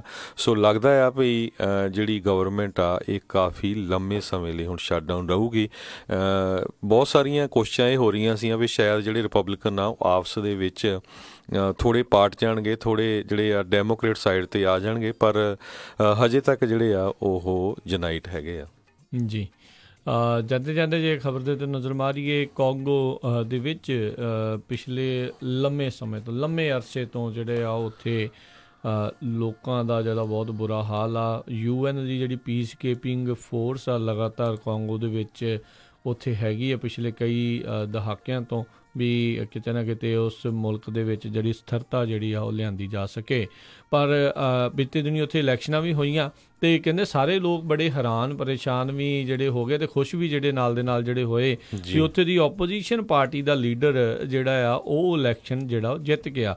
ਫੈਲਿਕਸ ਨਾਂ ਦਾ ਜਿਹੜਾ ਓਪੋਜੀਸ਼ਨ ਪਾਰਟੀ ਦਾ ਉਹ leader, Congolese union for democrat and social process ਦੇ ਜਿਹੜੇ ਲੋਕ ਆ ਉੱਥੇ, ਉਹਨਾਂ ਦਾ ਇਹ ਪਾਰਟੀ ਦਾ ਲੀਡਰ ਜਿਹੜਾ ਉਹ ਜਿੱਤਿਆ, ਅਤੇ ਲੋਕਾਂ ਨੇ ਕਹਿੰਦੇ ਕਾਫੀ ਜ਼ਿਆਦਾ ਜਿਹੜੀ ਆ ਉਹ ਖੁਸ਼ੀ ਮਨਾਈ ਆ। ਅੱਜ ਤੋਂ ਕਈ ਦਹਾਕੇ ਪਹਿਲਾਂ ਜਦੋਂ ਪਹਿਲੀ ਵਾਰੀ ਕਾਂਗੋ ਦੇ ਵਿੱਚ ਹਰਜੋਤ ਸਿੰਘ ਦੀ ਇਲੈਕਸ਼ਨ ਹੋਈ ਸੀ, ਜਿਹੜਾ ਉੱਥੇ ਜਿੱਤਿਆ ਸੀਗਾ, ਉੱਥੋਂ ਦੀ ਆਰਮੀ ਨੇ ਉਸ ਨੂੰ ਚੱਕ ਕੇ ਲੈ ਗਏ ਅਤੇ ਬਾਅਦ 'ਚ ਉਹਨੂੰ ਉਸਨੇ ਗੋਲੀ ਦੇ ਨਾਲ ਉਸ ਦੀ ਹੱਤਿਆ ਜਿਹੜੀ ਆ ਮਾਰ ਕੇ ਉਹਦੀ ਹੱਤਿਆ ਕਰ ਦਿੱਤੀ ਸੀ। ਸੋ ਇਹ ਕਾਂਗੋ ਵਾਲੇ ਉਸ ਤੋਂ ਲੈ ਕੇ ਹੁਣ ਇੱਥੇ ਤੱਕ ਜਿਹੜੇ ਉਹ ਪਹੁੰਚੇ ਨੇ, ਅਤੇ ਇਹ ਕਿਤੇ ਨਾ ਕਿਤੇ ਕਹਿ ਲਓ ਵੀ ਅਣਕਿਆਸੀ ਸੀਗੀ ਇਹ ਜਿੱਤ, ਜਿਹੜੀ ਅਚਾਨਕ ਜਿਹੜੀ ਇਹ ਜਿੱਤੇ ਆ। ਦੇਖਦੇ ਹਾਂ ਵੀ ਇਸ ਦੇ ਨਾਲ ਕੀ ਕਾਂਗੋ ਦੇ ਲੋਕਾਂ ਦਾ ਕੋਈ ਭਲਾ ਵੀ ਹੋ ਸਕੇਗਾ ਜਾਂ ਨਹੀਂ, ਕਿਉਂਕਿ ਜਿਹੜੇ ਮੌਜੂਦਾ ਲੀਡਰ ਉੱਥੋਂ ਦੇ ਵੀ ਸੀਗੇ ਉਹ ਵੀ ਕਈ ਦਹਾਕਿਆਂ ਤੋਂ ਲੋਕਾਂ ਦੇ ਉੱਤੇ ਇੱਦਾਂ ਹੀ ਕਾਬਜ਼ ਕਹਿ ਲਓ ਜਾਂ ਉਹ ਰਾਜ ਕਰ ਰਹੇ ਸੀ। ਜੀ, ਅਗਲੀ ਖਬਰ ਜਿਹੜੀ ਆ ਇੱਕ ਫ੍ਰਿਜਨੋ ਤੋਂ ਆ ਰਹੀ ਆ। ਫ੍ਰਿਜਨੋ ਦੇ ਵਿੱਚ ਕਹਿੰਦੇ ਵੀ ਇੱਕ ਬੰਦੇ ਨੇ US ਦਾ ਜਿਹੜਾ ਮਿਲਟਰੀ ਬੇਸ ਆ ਉਹਦੇ ਵਿੱਚ ਵੜ ਕੇ ਉੱਥੋਂ ਇੱਕ ਮਸ਼ੀਨ ਗਨ ਜਿਹੜੀ ਆ ਚੋਰੀ ਕਰ ਲਈ US ਬੇਸ ਦੇ ਵਿੱਚੋਂ, ਅਤੇ ਹੁਣ ਉਸ ਨੂੰ ਜਿਹੜਾ ਆ ਅਰੈਸਟ ਕੀਤਾ ਗਿਆ ਹੈਗਾ ਆ, ਅਤੇ ਉਸ ਦੀ ਜਿਹੜੀ ਆ $4 ਲੱਖ ਦੀ ਬੇਲ ਫ੍ਰਿਜ਼ਨੋ ਕਾਉਂਟੀ ਜੇਲ੍ਹ 'ਚ ਰੱਖੀ ਗਈ ਆ। 42 ਸਾਲਾਂ ਦਾ ਸ਼ੈਲਡਨ ਕਿੰਗ ਜਿਹੜਾ ਆ ਇਸ ਨੂੰ ਅਰੈਸਟ ਕੀਤਾ ਗਿਆ ਆ ਮਿਲਟਰੀ ਬੇਸ ਜਿਹੜਾ ਆ US ਦਾ, ਉੱਥੋਂ ਗਨ ਚੋਰੀ ਦੇ ਮਾਮਲੇ ਦੇ ਵਿੱਚ। ਜੀ, ਅਤੇ ਹਰਜੋਤ ਸਿੰਘ ਜੀ ਸਮਾਂ ਆਪਣੇ ਅੱਜ ਦੇ ਪ੍ਰੋਗਰਾਮ ਦਾ ਜਿਹੜਾ ਉਹ ਸਮਾਪਤ ਹੈ। ਮਿਲਾਂਗੇ ਆਪਾਂ ਆਪਣੇ ਸਾਰੇ ਸਰੋਤਿਆਂ ਨੂੰ ਅਗਲੀ ਵਾਰ। ਉਦੋਂ ਤੱਕ ਲਈ ਮੇਰੇ ਵੱਲੋਂ ਤੇ ਮੇਰੇ ਹਰਜੋਤ ਸਿੰਘ ਖਾਲਸਾ ਵੱਲੋਂ ਤੁਹਾਨੂੰ ਸਾਰਿਆਂ ਨੂੰ ਪਿਆਰ ਸਤਿਕਾਰ ਸੇ ਨਿੱਘੀ ਜਿਹੀ ਸਤਿ ਸ੍ਰੀ ਅਕਾਲ। ਵਾਸਤੇ ਰਹੋ, ਹੱਸਦੇ ਖੇਲਦੇ ਰਹੋ, ਸੁਣਦੇ ਰਹੋ ਪੰਜਾਬੀ ਰੇਡੀਓ USA।